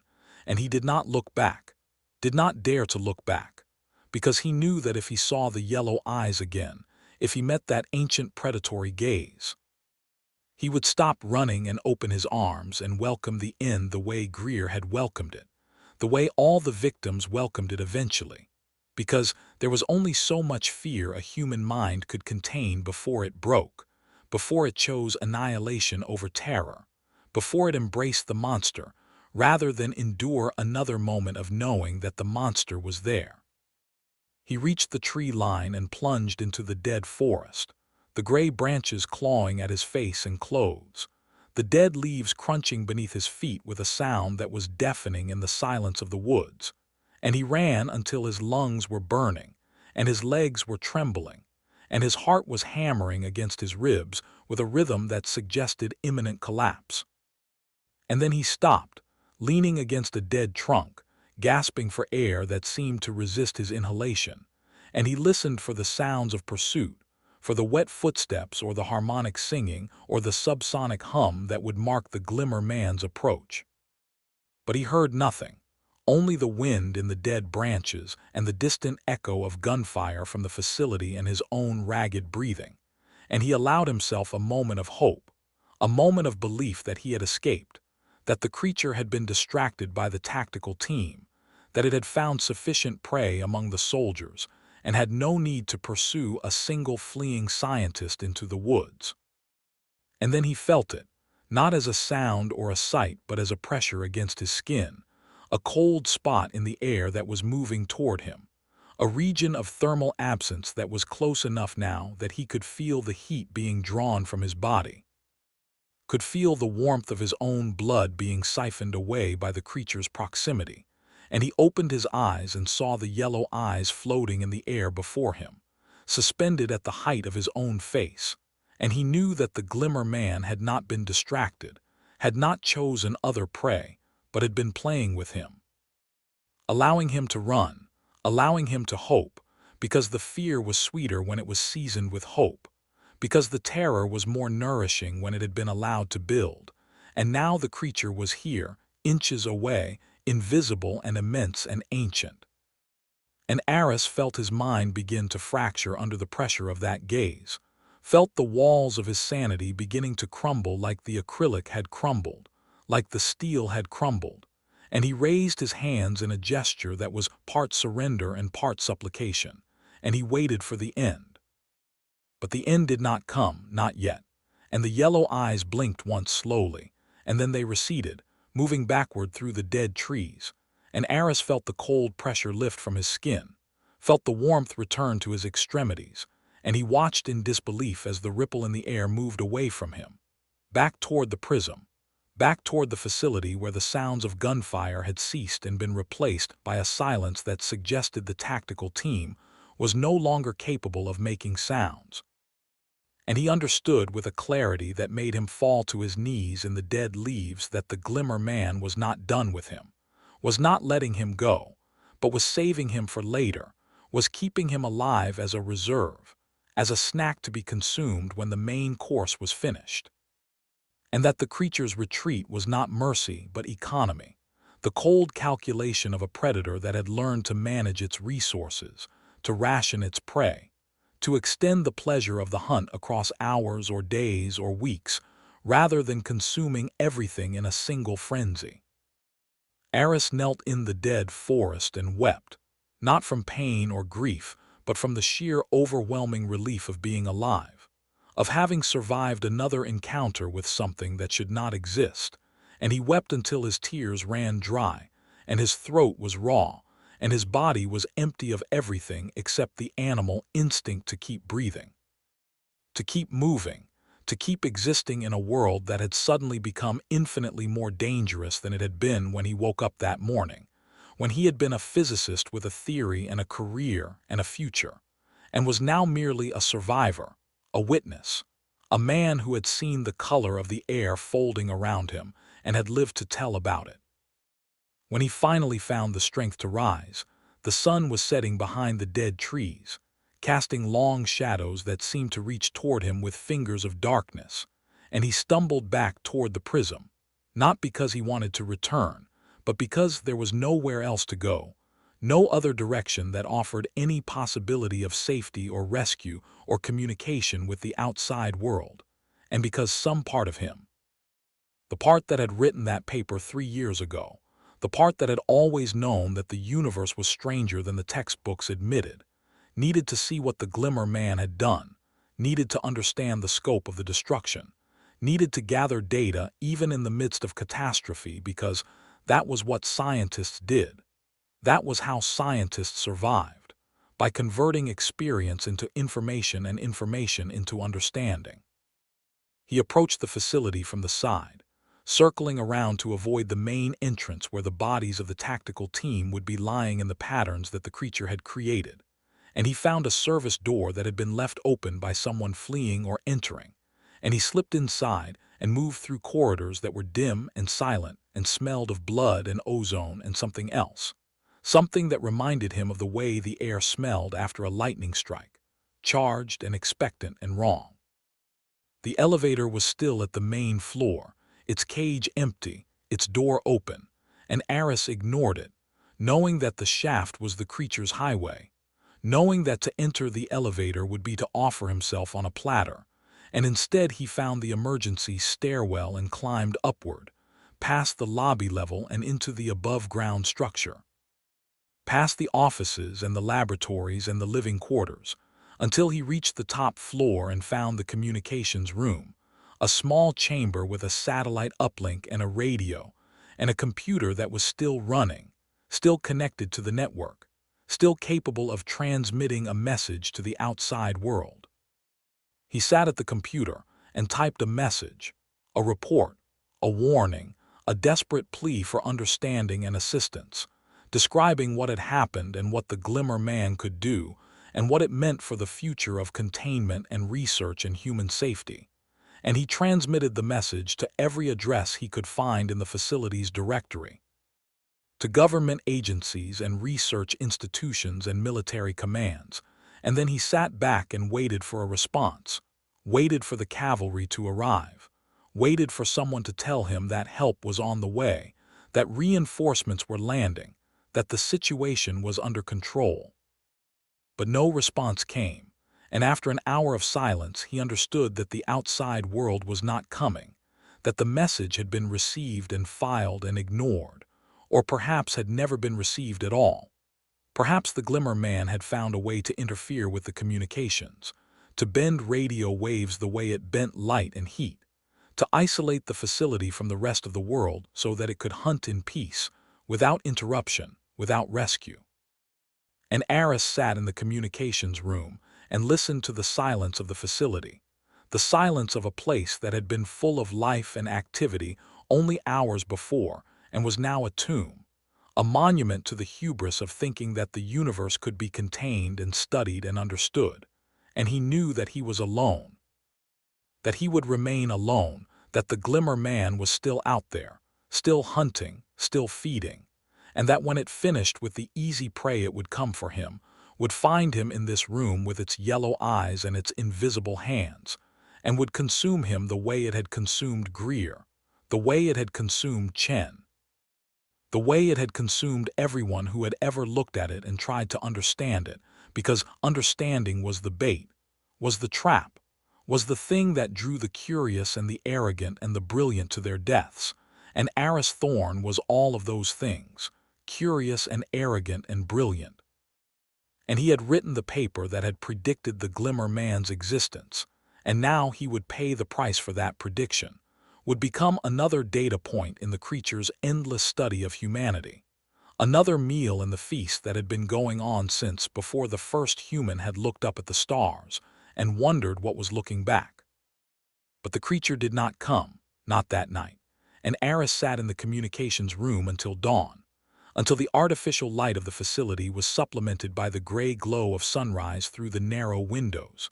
And he heard nothing, saw nothing, felt nothing except the slow erosion of his hope and the growing certainty that he was the last living human being in the Prism, that everyone else was dead or taken or transformed into something that was no longer recognizable as human. And when the sun was fully up and the dead forest was visible through the windows in all its gray desolation, Aris made a decision, a choice that was born of exhaustion and despair and the last flickering ember of scientific curiosity, a decision to go back down, to return to level 3, to see what the Glimmer Man had left behind, to gather the data that might allow someone, someday, to understand this thing and to stop it, even if that someone was not him, even if he was merely laying the groundwork for a victory that he would not live to see. He descended the stairs slowly, carefully, making no sound, pausing at each landing to listen for the subsonic hum or the wet footsteps or the harmonic resonance that would warn him of the creature's presence. And he reached the lobby and crossed it and entered the stairwell that led to the lower levels. And he descended past level 1 and level 2, past the aviary and the mire, and he heard the sounds of those creatures, the endless screaming and the wet movement. And he knew that they were still contained, still locked in their chambers, still struggling against walls that had not yet learned to dissolve, and he wondered if the Glimmer Man had released them, or if it had simply ignored them, if it considered them fellow prisoners or fellow predators or merely irrelevant, creatures that were not worth the effort of liberation because they did not share its particular gift, its particular hunger, its particular aesthetic of fear. He reached level 3 and stepped out into the Glimmer ward, and the first thing he noticed was that the strobe lights were working again. Someone or something had repaired them, and they pulsed their 10-per-second rhythm, revealing and concealing the empty containment pen in their relentless staccato, and the pen was empty, truly empty. The acrylic wall dissolved and not replaced, the electromagnetic locks deactivated and not re-engaged, and the floor of the pen was clean, too clean, the blood and the debris and the remains of the shattered tactical team all removed, all absorbed, all consumed. And in the center of the pen, written in what Aris desperately hoped was not human blood but was probably human blood, were 3 words: I see you. Aris stared at those words and felt his sanity tilt on its axis, felt the floor beneath his feet become uncertain and insubstantial, because the Glimmer Man had not merely escaped, not merely killed, but had communicated, had left a message, had engaged with its prey on a level that was not merely physical but psychological, not merely predatory but personal, and those 3 words were not a threat but a promise, not a warning but a statement of fact, the declaration of a relationship that had been established the moment Aris had first looked into the yellow eyes and the creature had first looked back, a bond of observer and observed that would not be broken until one of them was consumed. He ran then, ran from the pen and the message and the strobe lights that revealed nothing but emptiness and horror, ran up the stairs and through the lobby and out into the dead forest, and he ran until he could run no more, until his body collapsed beneath him and he lay in the gray leaves and the gray light and the gray air of a world that had lost its color, its warmth, its meaning. And he stared up at the dead branches and the empty sky and he waited for the end, waited for the yellow eyes to appear above him, waited for the cold pressure to descend upon his skin, waited for the moment when the Glimmer Man would finish what it had started and consume him entirely, body and mind and soul, the way it had consumed Greer, the way it consumed everything eventually. But the end did not come, and after a long time he realized that the creature was not going to kill him. Not yet, not while there was still fear to be harvested, not while there was still hope to be crushed, not while there was still the exquisite torture of anticipation to be savored. And he understood that his survival was not mercy but cruelty, the cruelest thing the creature could do, to let him live knowing that death was inevitable, to let him hope knowing that hope was futile, to let him run knowing that the running was part of the hunt, the chase, the game that the Glimmer Man played with its food before it ate. And Aris Thorne, physicist and survivor and prey, closed his eyes and wept again, not for himself but for the world that did not know what was coming, for the humanity that had not yet learned to fear the light, for the future that would be consumed one scream at a time by something that was not invisible, that had never been invisible, that was simply hiding in the light and waiting for the right moment to step out of the brightness and into the darkness and claim its due. When Aris opened his eyes again, the sun had moved across the sky, and the shadows of the dead trees had shifted to create new patterns of darkness on the gray forest floor. And he was not alone, though the presence that had arrived while he slept was not the Glimmer Man but something almost as unsettling in its normalcy. A group of soldiers in military fatigues who were establishing a perimeter around the Prism, with the efficient competence of men who had done this many times before, who had contained many situations that were not supposed to exist, who had learned to treat the impossible as merely inconvenient.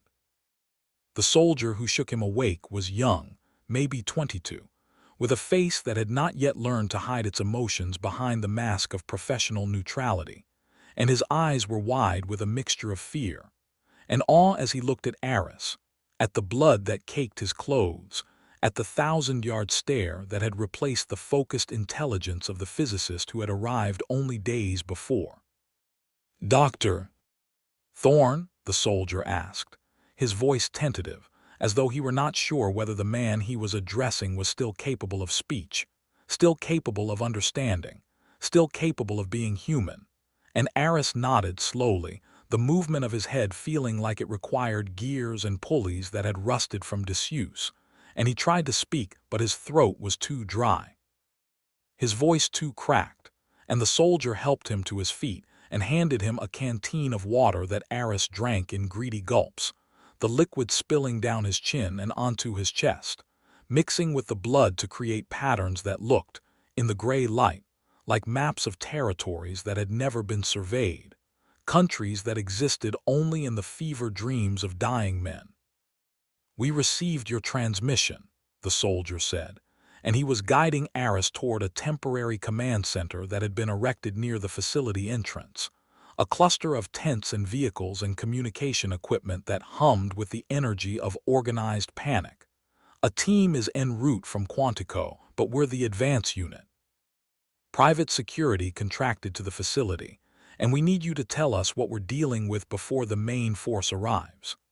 Aris laughed, and the sound that came out of his throat was not amusement but something closer to hysteria, the broken chuckle of a man who had seen too much and understood too little. And he looked at the soldier and said in a voice that was barely above a whisper, "You're dealing with something that eats light and shatters steel and leaves messages written in blood.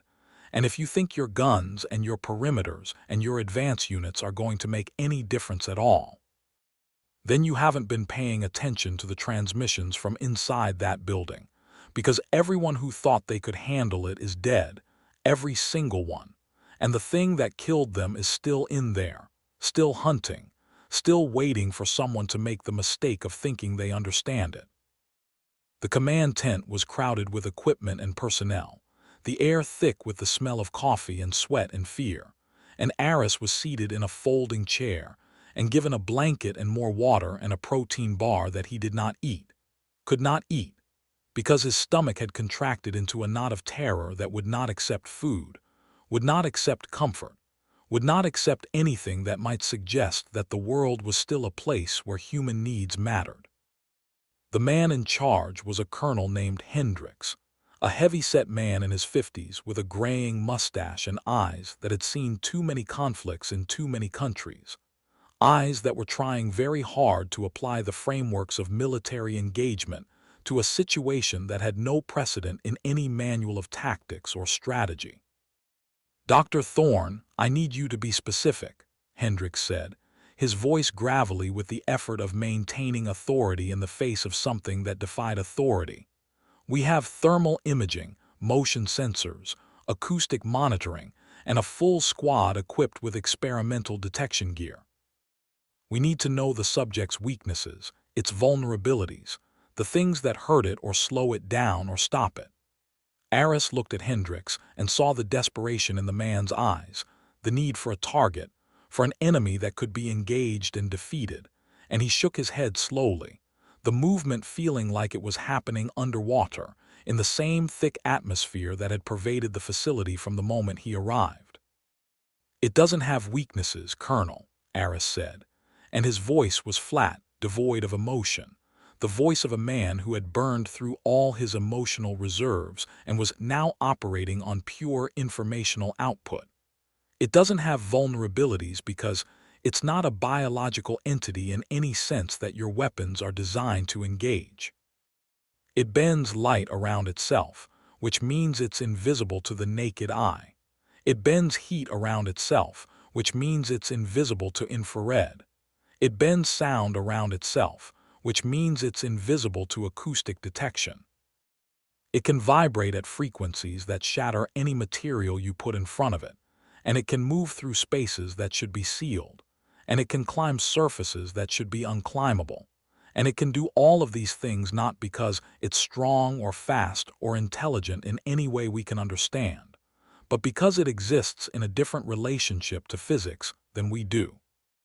Because the laws that govern its behavior are not the laws that govern ours, and the only reason it hasn't killed all of us already is because it's enjoying the hunt, because it likes the fear more than the killing, because the fear is the meal and the killing is just the dessert." Hendricks stared at him for a long moment. The silence in the tent broken only by the hum of the generators and the distant static of the radios, and then he reached into his jacket and withdrew a tablet computer that he held out toward Aris, and on the screen was a thermal image of the Prism's exterior, a gray-on-gray image that showed the heat signatures of the soldiers and the vehicles and the tents. And in the center of the image, near the main entrance, a void, a patch of absolute blackness that was not cold but was rather the absence of heat, a negative space that suggested the presence of something that was consuming thermal energy rather than emitting it. "We've been tracking that cold spot for 6 hours, Hendricks said, his voice dropping to a near whisper, as though he were afraid that the thing in the image might be able to hear him. "It moves around the perimeter, never coming closer than 50 meters, never going farther than 200, and every time we try to approach it, it vanishes from the sensors, reappearing somewhere else moments later. It's playing with us, Dr. Thorne. It's watching us set up our little camp and our little defenses, and it's laughing at us, if it even has a concept of laughter." Aris looked at the thermal image and felt his stomach turn over, because the cold spot was not merely near the entrance but was positioned at the exact point where the facility's emergency ventilation shaft emerged from the ground. A secondary egress point that was not on any of the official blueprints, but was known to the maintenance staff. A shaft that led down to level 14 and provided fresh air to the lowest levels of the structure. And he understood with a clarity that made his hands tremble that the Glimmer Man was not merely exploring the perimeter, but was assessing the defenses, was learning the patterns of the soldiers' movements, was waiting for the right moment to bypass the main entrance and enter through a route that no one was guarding. A route that would take it directly into the heart of the facility where the other subjects were waiting, where the aviary and the mire and all the other things that should not exist were contained in their chambers, waiting for the door to open. It's not trying to get out, Aris said, and the realization hit him with the force of a physical blow, making him grip the arms of the folding chair to keep from falling. It's trying to get back in. It escaped because it wanted to, because it had learned everything it needed to learn from the upper levels, and now it wants to go deeper, wants to reach the lower levels, wants to release the other subjects, wants to turn this facility from a prison into a hunting ground. A place where all the things that we've collected can be set free to feed and to hunt and to multiply. Hendrix's face paled beneath his tan, the blood draining from his cheeks as he processed the implications of what Aris was saying. And he turned to the tablet and zoomed in on the thermal image, tracing the path of the cold spot with a finger that trembled slightly. And he saw what Aris had seen, saw the pattern in the movement, the way the creature was circling the facility not randomly but systematically, testing each point of access, each ventilation grate, each maintenance hatch, each potential entry point that had been designed into the building's architecture for purposes of safety and airflow, but was now being assessed for purposes of invasion. "We need to seal those vents," Hendrix said, but his voice lacked conviction, because he knew that sealing vents against something that could dissolve steel with a vibration was like building a sandcastle to stop the tide, a gesture of futility that would be swept away in moments when the creature decided to act.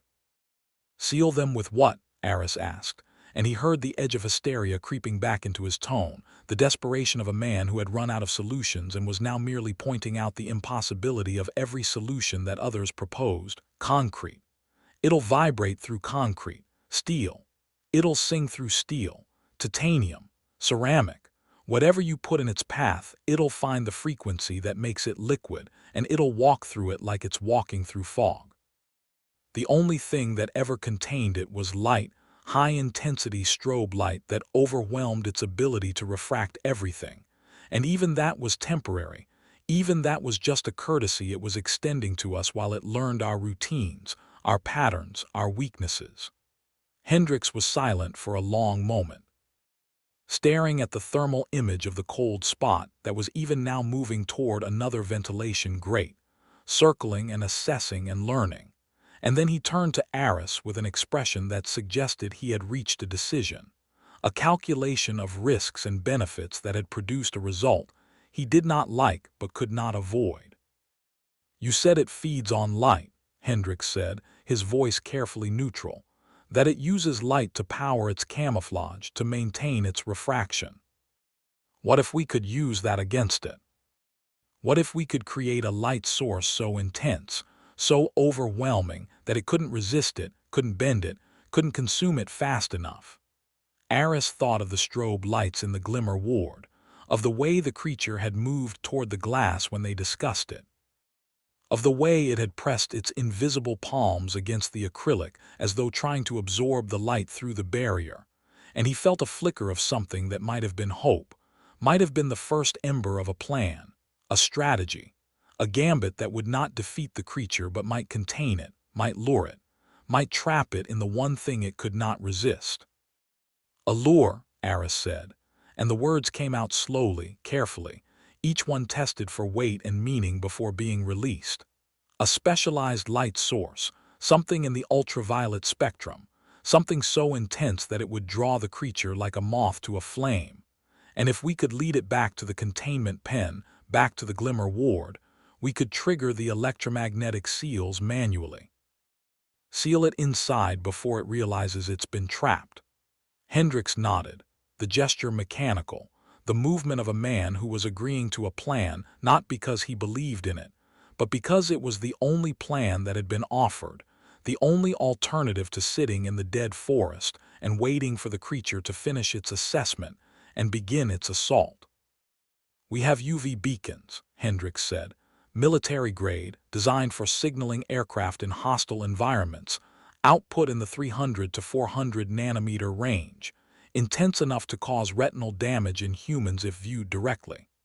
"It won't be enough," Aris said, shaking his head, the motion sending a wave of dizziness through his skull. "The strobes in the facility were 10 times that intensity, and the creature absorbed them without difficulty. We need something stronger, something that produces not just ultraviolet but a broad spectrum blast across the entire visible and near-visible range, something that overwhelms every frequency at once, something that the creature can't bend because there's too much of it coming from too many directions. Hendricks looked at him for a long moment. And then he turned to one of his subordinates, a young lieutenant who had been standing at the edge of the tent listening to the conversation with an expression of fascinated horror, and he said in a voice that was suddenly sharp with authority, "Get me the chemical lighting kit, the emergency flare set, and the portable arc lamps. And get Dr. Voss's research notes from the facility database, specifically anything about the spectroscopic analysis of Subject 7's skin. If we're going to build a lure, we're going to build the brightest lure that has ever existed." It took 4 hours to assemble the equipment and to review Voss's notes, 4 hours during which the cold spot continued its slow patrol around the facility's perimeter, and during which Aris sat in the command tent and drank coffee that he did not taste and ate food that he did not notice, his mind focused entirely on the physics of the problem, on the mathematical relationships between wavelength and refractive index, on the quantum mechanical properties of a skin that could bend photons around itself without absorbing them, on the possibility of creating a light source so intense that even the Glimmer Man's extraordinary abilities would be overwhelmed. Voss's notes were extensive and brilliant, the work of a mind that had approached the impossible with the tools of the possible, and Aris found in them the spectroscopic data that he had requested on his first day, the charts and graphs and analyses that showed the creature's refractive properties across the electromagnetic spectrum. And he saw the pattern that Voss had not had time to see, the dip in the refractive curve at the ultraviolet end of the spectrum, a vulnerability, a weakness, a point where the creature's ability to bend light was not infinite but finite, where the wavelength was too short, the energy too high, the photons too energetic to be redirected without absorption. "It can't bend UV below 300 nanometers, Aris said, and his voice was suddenly alive with the excitement of discovery, the thrill of the scientist who has found the exception to the rule, the crack in the armor of the impossible. At that frequency, the photons have too much energy, they penetrate instead of being refracted. They get absorbed by the outer layers of whatever the creature's skin is made of, and if we can hit it with enough UV in that range, we can not only see it but we can hurt it. We can force it to absorb energy faster than it can process it. We can overload its camouflage and make it visible, make it vulnerable, make it something that can be targeted." Hendricks leaned forward, his expression shifting from grim resignation to cautious hope, and he asked the question that Aris had been waiting for, the question that would determine whether the plan was feasible or merely another fantasy born of desperation. "Can you build this lure?" And Aris nodded, because he could, because the mathematics were clear, because the components were available, because the only thing that stood between them and the possibility of containing the creature was the courage to enter the facility again, to descend into the depths where the horror was waiting, to become the bait in the trap that they were constructing. The plan was simple in concept and terrifying in execution.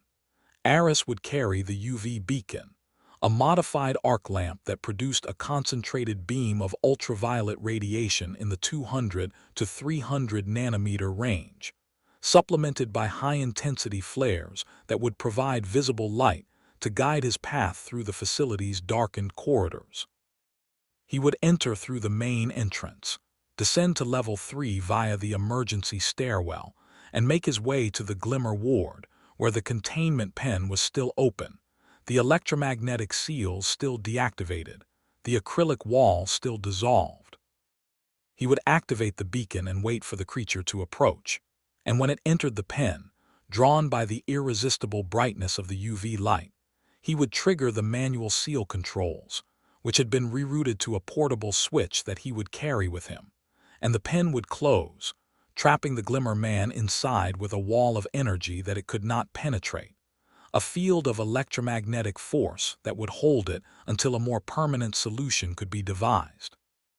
It was simple, it was elegant, and it was almost certainly suicide, because the creature was not a mindless predator that could be lured with bright lights and simple traps, but an intelligent being that had already demonstrated its ability to anticipate human strategies, to learn from human behavior, to turn human defenses against their defenders. But it was the only plan they had, and Aris accepted it with the fatalism of a man who had already died inside, and was merely going through the motions of a body that had not yet received the message. He was given a squad of 4 soldiers to accompany him, not because they would be able to protect him from the Glimmer Man, but because they could protect him from the other things that might be loose in the facility, the creatures from the lower levels that might have been released or might be waiting for their own opportunity to escape. The squad leader was a woman named Raze, a compact figure with close-cropped hair and eyes that had seen combat in places that were not supposed to exist, and she accepted her orders with a nod that suggested she understood the futility of the mission but was committed to it anyway, because soldiers did not question orders. They executed them, even when the orders led them into hell. They entered the Prism at dusk, when the gray light of the dead forest was fading into a darkness that seemed deeper than natural night, a darkness that felt like the inside of a closed box, and they moved through the lobby with their weapons raised, and their flashlights cutting beams through the thick air. And Aris carried the UV beacon in his arms like a holy relic, the weight of it surprisingly heavy, the heat of the lamp already warming his chest even though it was not yet activated. The emergency stairwell was narrow and steep, the steps worn smooth by years of use, and they descended past level 1 and level 2, and at each level they paused to listen, to scan, to verify that the creatures contained there were still contained. And at level 1, the screaming of the aviary creature was audible even through the soundproofing. A pressure against the eardrums that made Raze's soldiers wince and grip their weapons tighter. And at level 2, the smell of the mire permeated the stairwell, that thick organic odor that spoke of decay and digestion, and the slow transformation of living matter into something that was neither living nor dead, but merely persistent. And then they reached level 3, and the air was thicker than ever, the syrup-like quality of the atmosphere making each step an effort, each breath a battle against the resistance of the medium. And Aris led them out of the stairwell and into the corridor of the Glimmer Ward, where the strobe lights were still pulsing their 10-per-second rhythm, illuminating the white walls and the empty pen and the message that had been written in blood on the floor. "I see you." And the message seemed to glow in the strobe light with a luminescence that was not natural, that suggested the blood had been mixed with something that reacted to the pulsing illumination, something that made the words pulse in sympathy with the lights, creating a heartbeat of warning that throbbed in the visual cortex with each flash. Aris moved to the center of the pen, his feet careful to avoid the message, and he set down the UV beacon and the portable seal control, and he looked around at the white walls and the open seals, and the absence of any barrier between him and the facility beyond. And he felt the familiar fear rising in his chest, the cold certainty that he was exposed, vulnerable, visible to something that could see in spectrums that he could not perceive, that could track him by the heat of his body, and the sound of his heartbeat, and the electromagnetic field of his nervous system. "Activate the beacon," Raze ordered, and her voice was tight with the strain of maintaining composure in a place that seemed designed to erode composure, to break down the walls of professional distance and reveal the raw animal fear beneath. And Aris reached for the switch and paused, his finger hovering over the activation control, because he knew that once the beacon was lit, once the ultraviolet blast flooded the pen and the corridor beyond, he would become the center of attention, the brightest thing in a place where brightness was the currency of survival, and the Glimmer Man would come, would be drawn by the light like a shark drawn to blood, and Aris would be standing in the center of the trap with no guarantee that the trap would close in time.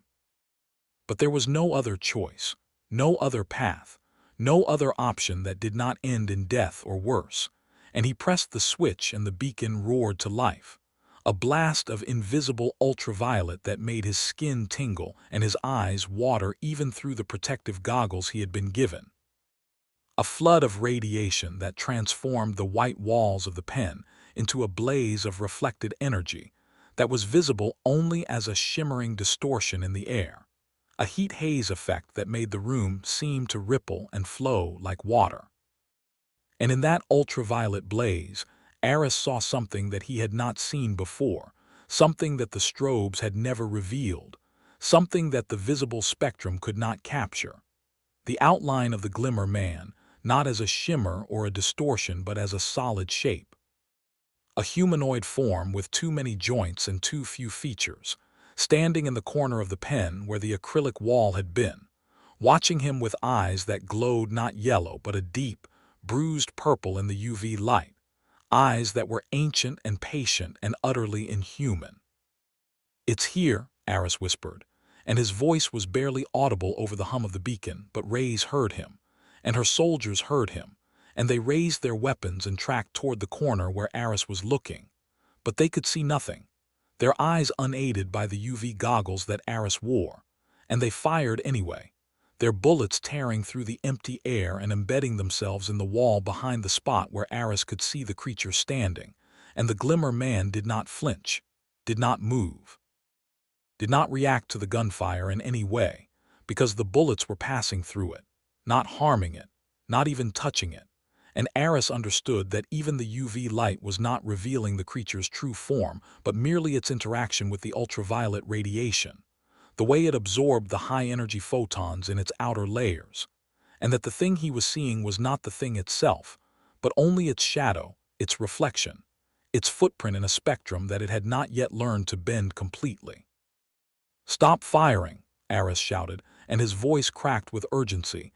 "You're just wasting ammunition, you're not hitting it, you're not even close to hitting it."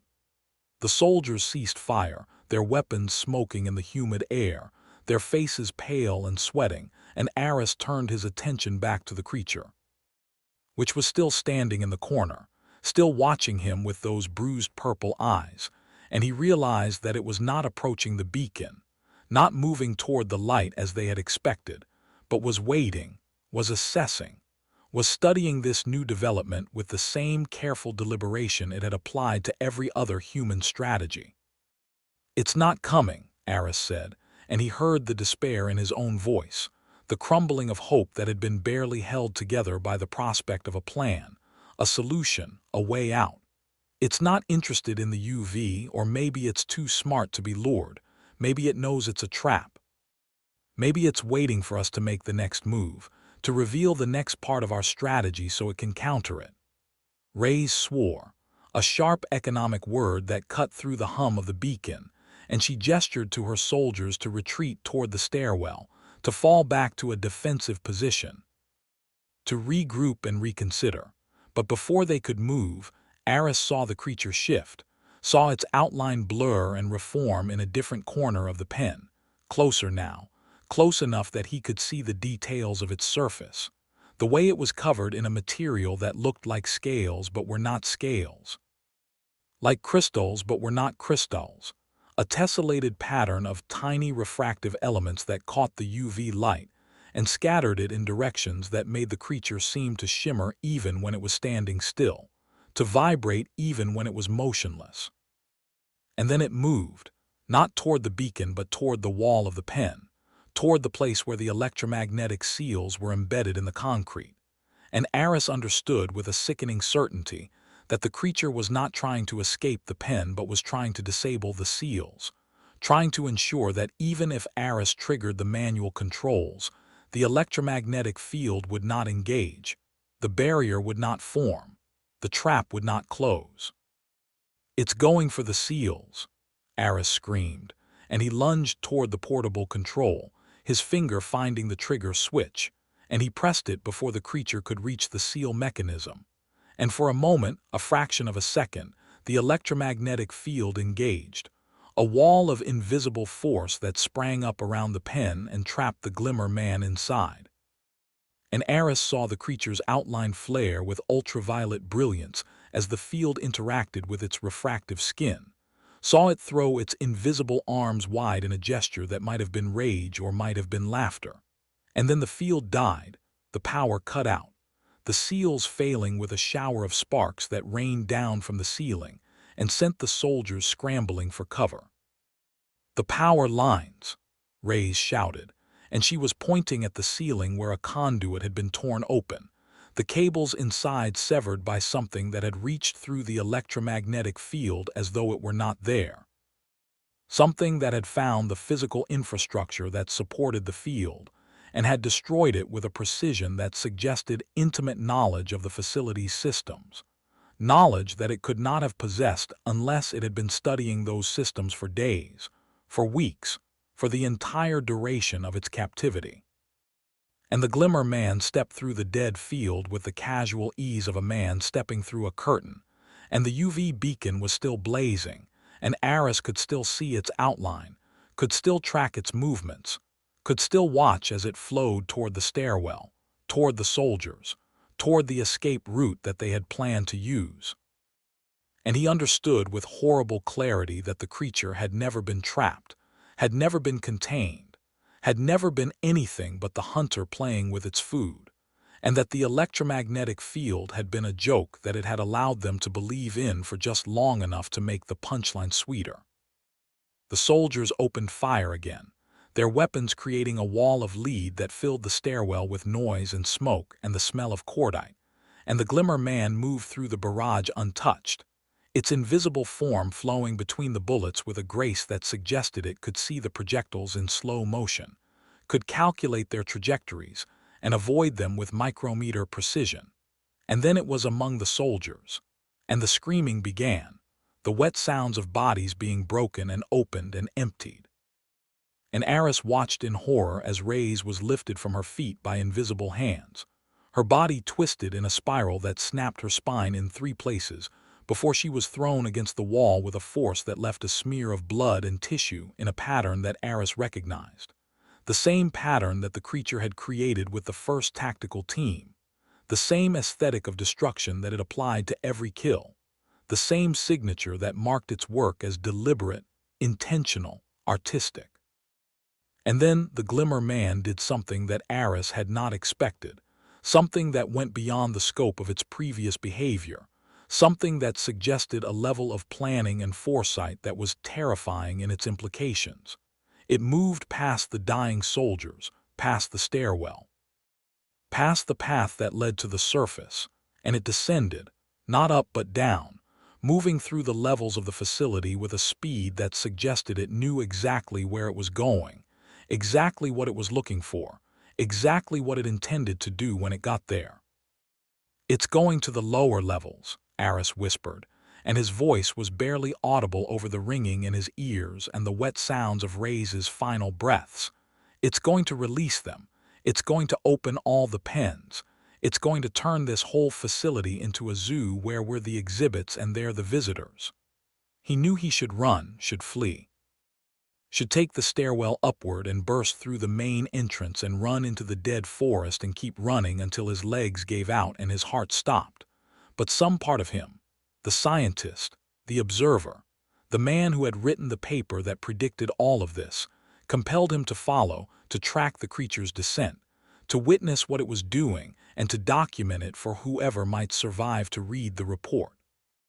He grabbed the UV beacon, which was still blazing, still revealing the invisible, still providing the only advantage he had ever had against the creature, and he descended into the stairwell, past the bodies of Reyes and her soldiers, past the blood and the debris and the smell of death, and he followed the Glimmer Man down into the depths where the other subjects waited, where the aviary and the mire and all the other nightmares that the Prism had collected were about to receive their long-awaited liberation.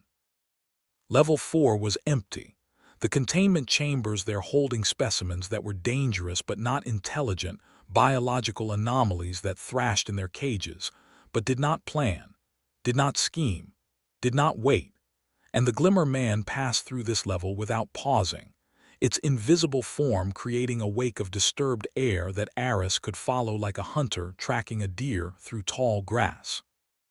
Level 5 was where the first emergency seal had dissolved, where the steel door had become a cloud of metallic mist, and Aris climbed over the remains of the door, his hands cutting themselves on microscopic shards of steel that were still suspended in the air like silver dust, and he descended past level 6 and level 7.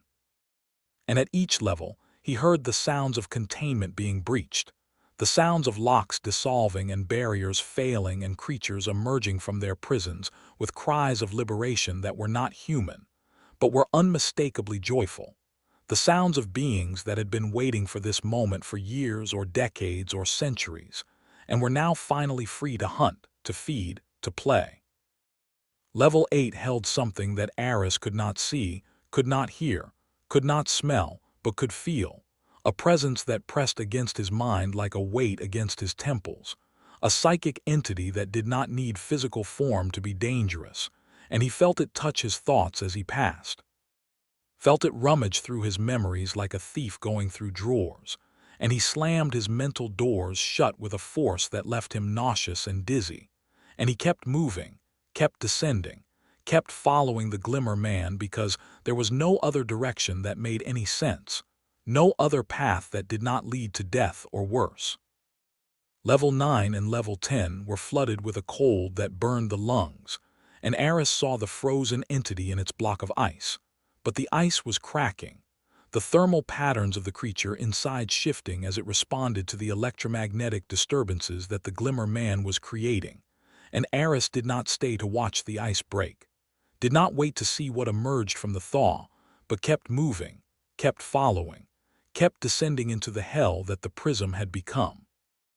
At level 11, Aris found the first survivors, a group of technicians who had barricaded themselves in a storage room and were clinging to each other in a mass of terror that had reduced them to animals, to prey, to creatures that huddled in the dark and waited for the predator to find them.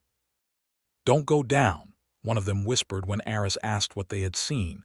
"Don't go down there, it's opened everything, it's released everything, the whole facility is awake. The whole facility is hungry, and it's leading them, it's showing them the way out, it's teaching them how to hunt." Aris left them there, not because he wanted to, but because he could not save them, could not protect them, could not even protect himself, and he kept descending, the UV beacon cutting a path through the darkness that was not darkness but the absence of proper light, the wrongness of a place where the physics of illumination had been corrupted by the presence of too many things that did not belong. Level 12 was the corridor that extended too far, the impossible geometry that had been growing since the facility's construction, and now it was growing faster, the walls sliding and shifting in response to the electromagnetic chaos, the floor tilting in directions that made the inner ear rebel and the stomach turn. And Aris walked through this Escher-like space with his hand on the wall for support, feeling the concrete breathe beneath his palm, feeling the building itself respond to the liberation of its prisoners with a kind of joy, a kind of hunger, a kind of awareness that suggested the Prism was not merely a structure but an organism, a living machine that had been waiting for its subjects to escape so that it could finally fulfill its purpose, whatever that purpose might be. And at level 13, Aris heard the Glimmer Man ahead of him, not as footsteps but as a vibration, a harmonic resonance that seemed to come from the air itself, from the molecules of oxygen and nitrogen that were being twisted and compressed by the creature's passage, and he followed that vibration down the final stairwell and emerged into level 14. The lowest level, the deepest chamber, the place where the Prism kept its most dangerous subject, the thing that had never been classified, never been named, never been described in any briefing document or research report, the thing that was kept in a chamber of lead and concrete and electromagnetic shielding, the thing that the Glimmer Man had come to release. The chamber was vast, larger than any other containment space in the facility, a cathedral of reinforced concrete and lead lining that extended upward for 60 feet and outward for 100. And in the center of that space was a structure that looked like a cage but was not a cage. A framework of metallic rods that surrounded not a creature but an absence, a sphere of perfect blackness that did not reflect light, did not emit heat, did not produce sound but merely consumed, merely absorbed, merely waited.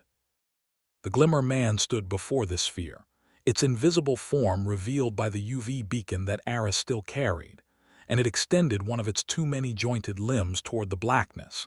And Aris saw the limb enter the sphere, saw it disappear into the absence, and then he saw the sphere respond, saw it pulse with a darkness that was darker than black, a negative light that seemed to suck the UV radiation from the air and extinguish the beacon's glow for a fraction of a second. And he understood that the Glimmer Man was not merely releasing the other subjects, but was recruiting them, was forming an alliance, was creating a council of predators that would hunt together, feed together, multiply together, and that the sphere of darkness was the oldest and most powerful of them all, the thing that had been waiting longest, hungering most, planning with a patience that made the Glimmer Man seem impulsive by comparison. "No," Aris whispered, and the word was barely audible, barely a breath, but the Glimmer Man heard him, or sensed him, or became aware of him through some means that did not require sound, and it turned its invisible head toward him, and the bruised purple eyes found his face across the distance of the chamber, and in those eyes Aris saw not anger or threat but invitation. Welcome, the acknowledgement of a fellow predator, a fellow hunter, a fellow creature who understood that the world was not a place of laws and limits, but of appetites and opportunities, and that the moment of liberation had arrived, the moment when the prison doors opened and the hunters walked free, and the prey learned what it meant to be afraid. But Aris was not a predator, was not a hunter, was not a creature of appetite and opportunity, and he felt the Glimmer Man's invitation as a violation, a corruption, a seduction that he had to resist even if resistance was futile, and he raised the UV beacon higher, bathing the chamber in ultraviolet radiation that made the sphere of darkness pulse with irritation, that made the Glimmer Man's outline flare with defensive brightness, and he shouted into the darkness, his voice cracking with fear but strong with the last residue of human defiance. "You won't get out. I won't let you get out. This facility will be your tomb, all of you, every single one, and I'll seal it myself. I'll bring it down on your heads. I'll bury you so deep that no one will ever find you. No one will ever know you existed. No one will ever fear you again."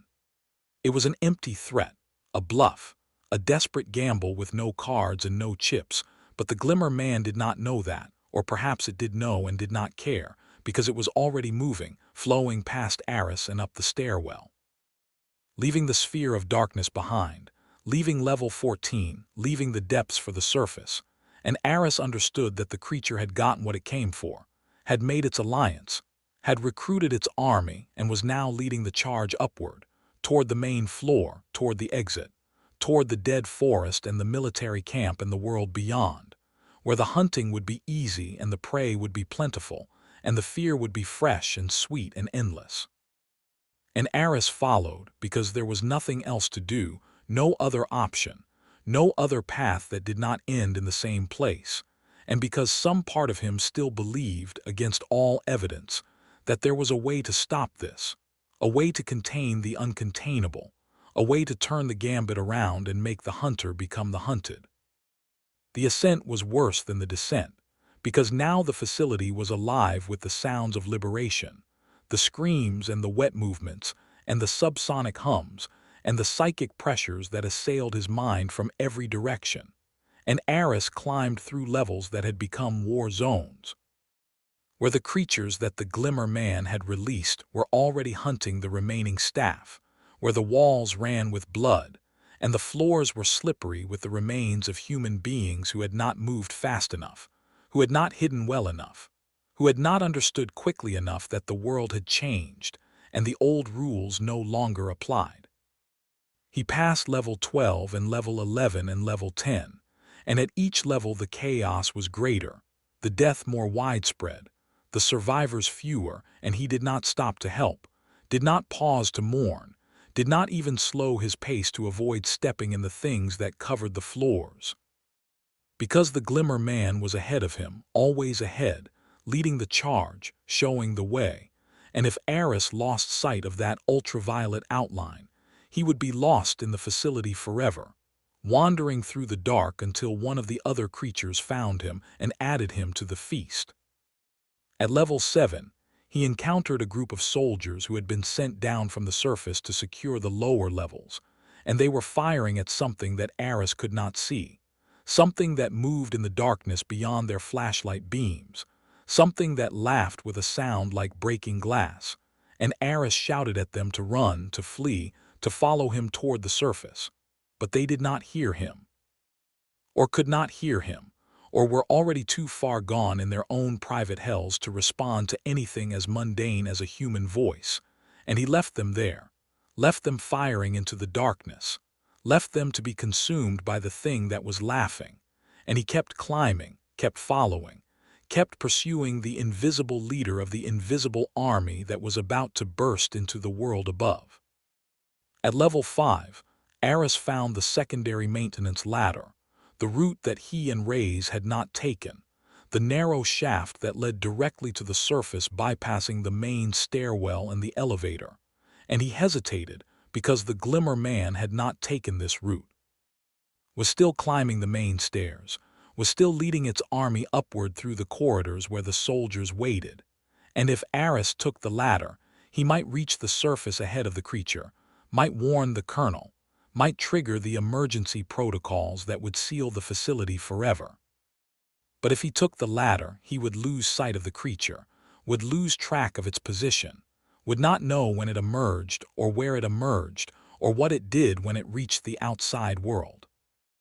And in that hesitation, he heard something from below, something that was not the Glimmer Man but was following the Glimmer Man, something that moved with a wet slithering sound that suggested scales or mucus or both, something that was climbing the stairs behind him with a speed that suggested it had smelled him, had heard him, had tasted his fear in the air and was coming to claim its share of the feast. Aris made his decision, not a decision of courage but of terror, and he threw himself at the ladder and began to climb, the rungs cold and slick with condensation, the shaft narrow and dark and smelling of rust and ozone and something else. Something that reminded him of the way the Glimmer Man smelled, the way its invisibility had a scent, a presence, a quality that registered not in the nose but in the primitive parts of the brain that processed danger and death and the approach of things that could not be outrun. He climbed for what felt like hours, his muscles burning, his lungs screaming, his heart hammering against his ribs with a rhythm that suggested imminent cardiac arrest. And finally he reached the top of the shaft and pushed open the maintenance hatch and emerged into the gray light of the dead forest, into the presence of Colonel Hendricks and his soldiers and the vehicles and the tents and the world of normalcy that seemed like a dream from which he had just awakened. "It's coming," Aris gasped, falling to his knees in the dirt, the UV beacon still clutched in his hands though its battery was failing and its glow was dimming. "It's coming up the main stairs, it's not alone, it's released everything, all of them, every subject in the facility, and they're following it. They're hunting together, they're an army, and if they get out, if they reach the surface, they'll spread, they'll multiply, they'll consume everything, every living thing for miles around, and then they'll keep going, they'll keep spreading. They'll keep hunting and nothing will stop them, nothing will ever stop them." Hendricks's face went pale, the blood draining from his cheeks and his lips, and he turned to his radio and began shouting orders, orders to reinforce the main entrance, orders to prepare explosive charges, orders to seal the facility by any means necessary, and his soldiers scrambled to comply, their movements hurried and harried, their faces masks of fear that they were trying very hard to hide behind the professional veneer of military discipline. But Aris knew that explosives would not work, that reinforcements would not matter, that nothing they could do would stop the Glimmer Man once it decided to emerge, and he grabbed Hendrix's arm with a grip that was surprisingly strong, surprisingly desperate, and he said in a voice that was barely above a whisper but carried the weight of absolute certainty, "The AI. The facility's AI. It has a total containment failure protocol, a last resort that seals all the blast doors with 3-foot-thick titanium, that closes every exit and every ventilation shaft and every maintenance hatch, that turns the entire facility into a tomb. Trigger it. Trigger it now." Hendrix stared at him, his eyes widening with the horror of what Aris was proposing, because the total containment failure protocol was not a defensive measure but a suicide pact, a protocol designed to be used only when the facility's staff had already been evacuated, when the only things left inside were the subjects and the few unfortunate souls who could not escape, when the decision had been made to sacrifice the few to save the many. "There are still people in there," Hendrix said, and his voice was thick with the weight of the decision. "There are still survivors, still soldiers, still staff who are hiding and waiting for rescue. If I trigger the protocol, they'll be sealed inside with those things. They'll be buried alive. They'll be food for the army that your creature has assembled." "They're already food," Aris said, and his voice was flat, devoid of emotion, the voice of a man who had seen too much death to pretend that any of those people were still alive. "They're already dead, they're already consumed, and if you don't trigger the protocol, if you don't seal those doors, then everyone out here will be dead too, and everyone for miles around, and eventually everyone on the planet, because those things are not going to stop.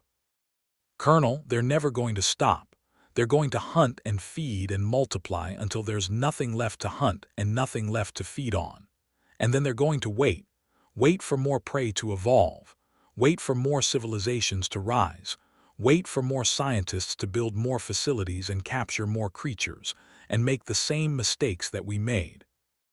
Because that's what they do, that's what they've always done.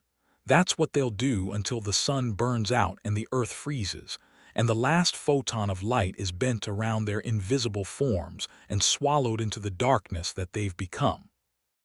Hendrix looked at him for a long moment, and Aris saw the war in the man's eyes, the battle between duty and compassion, between the responsibility to protect the many and the responsibility to save the few, between the cold calculus of survival and the warm impulse of heroism. And he knew which side would win, because he had seen it before, in every disaster, in every catastrophe, in every moment when human beings had to choose between the impossible and the unthinkable, and they always chose the unthinkable because the impossible was not a choice at all.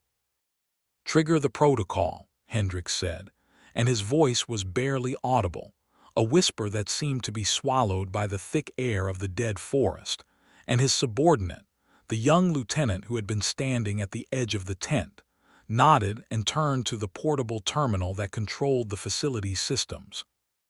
And his fingers moved across the keyboard with a mechanical precision that suggested he had practiced this sequence many times in training, but had never expected to execute it in reality, never expected to seal his fellow soldiers inside a tomb of concrete and steel and monsters. "Total containment failure initiated," the terminal announced in a synthesized voice that was devoid of emotion, devoid of judgment, devoid of any acknowledgement that it was about to commit mass murder in the name of security. "All blast doors closing in 60 seconds. All personnel should evacuate immediately. This is not a drill." And the announcement was echoed throughout the facility, amplified through speakers on every level, and Aris heard it even from outside, heard the mechanical voice speaking to the survivors who were still hiding, still hoping, still waiting for rescue that would never come. And he heard the screams that followed, the screams of people who realized that they had been abandoned, that they had been sacrificed, that they were about to be sealed inside with the things that were hunting them.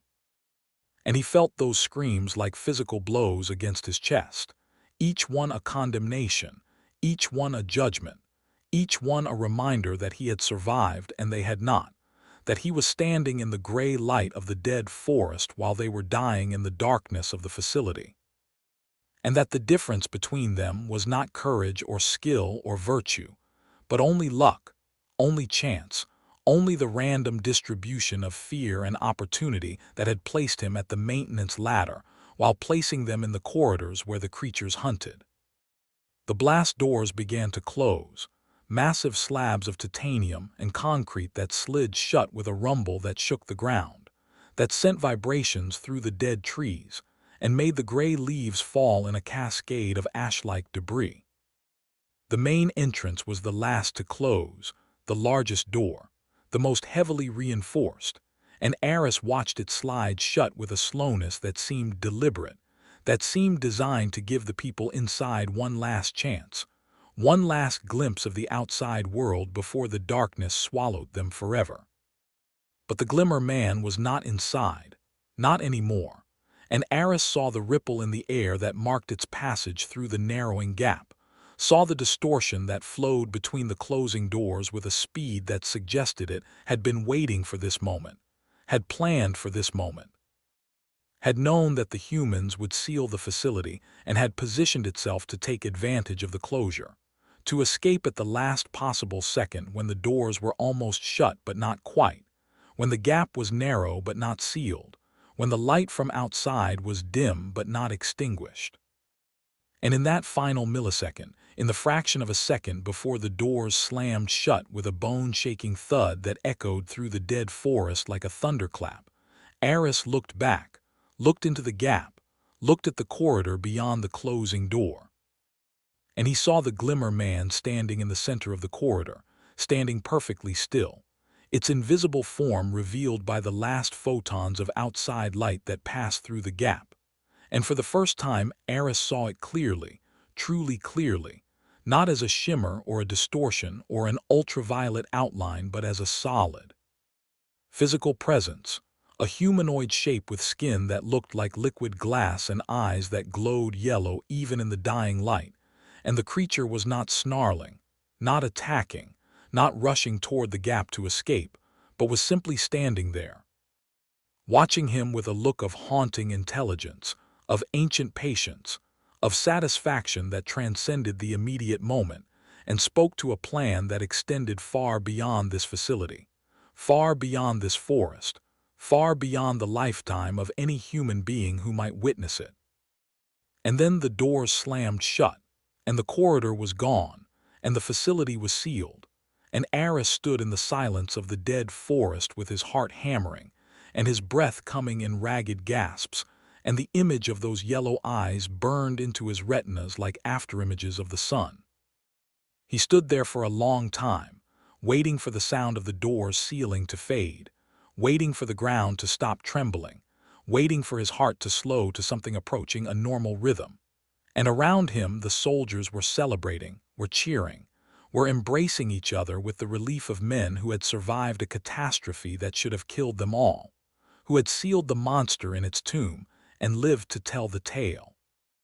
But Aris did not celebrate, did not cheer, did not embrace anyone, because he knew that the creature was not sealed, not contained, not defeated, and because as he stood there in the gray light and the dead air, he noticed something that the others did not notice, something that was visible only to him because he was the only one who had been looking in the right direction at the right moment, the only one who had seen what the Glimmer Man had done in the final instant before the doors closed.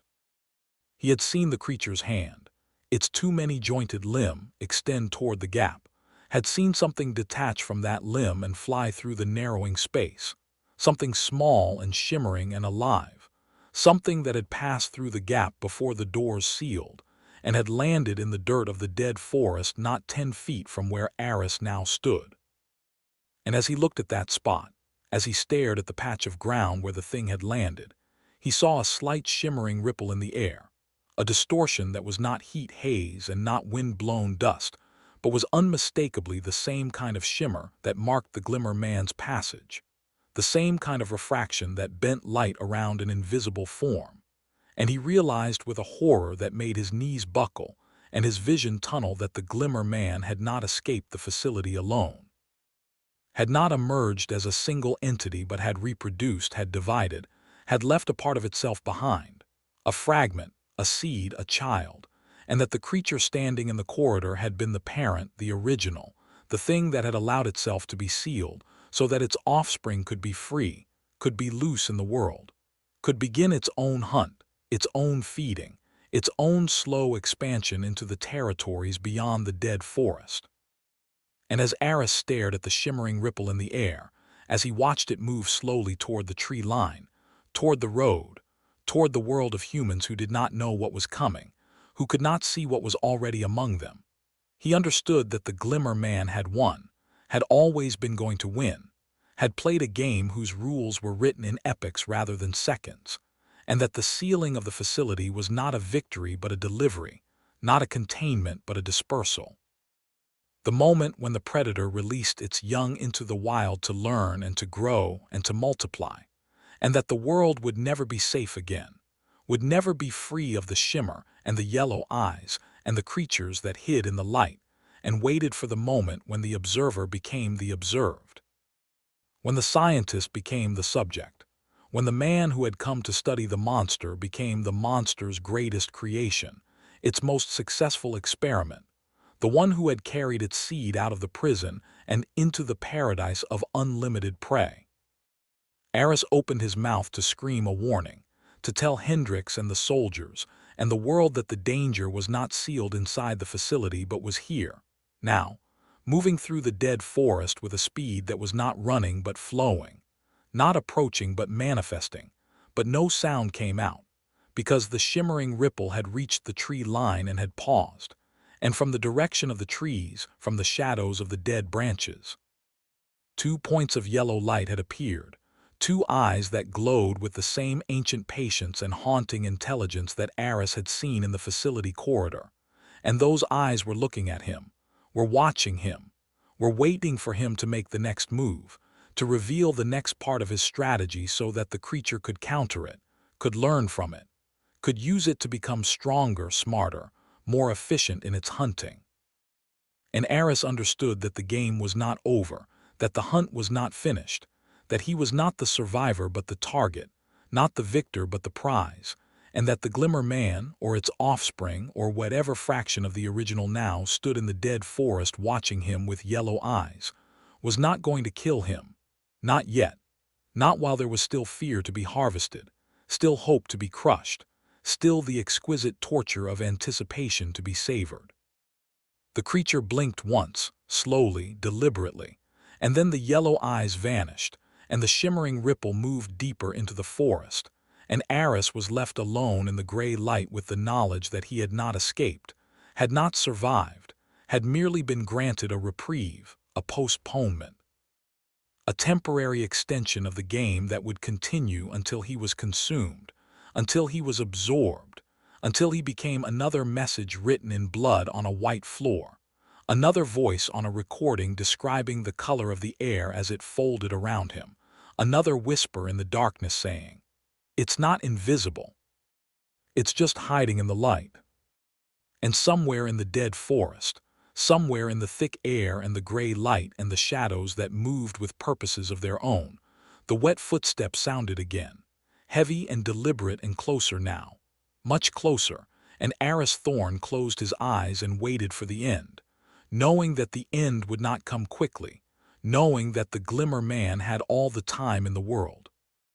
Because time did not mean the same thing to something that could hide in light itself, something that had existed before the sun was born and would exist after it burned out, something that measured its existence not in years but in photons, not in heartbeats but in wavelengths, and something that had just learned, from its parent in the sealed facility, exactly how to break the will of a man who thought he could understand the universe, exactly how to make him open his arms and welcome the darkness, exactly how to turn the observer into the observed, the scientist into the subject, the living man into the meal that would nourish its growth and prepare it for the long hunt that lay ahead, the endless hunt through a world that would never know it was being hunted, never see it coming, never understand until the final moment that the light itself had betrayed them, that the brightness they trusted had become the cloak of their destroyer, and that the thing they feared most was not hiding in the shadows but shining in the sun, waiting for the moment when their eyes adjusted to the glare and they could finally see what had been watching them all along. Thank you for listening to today's stories. If you enjoyed, please leave a like and subscribe so you don't miss the stories yet to come.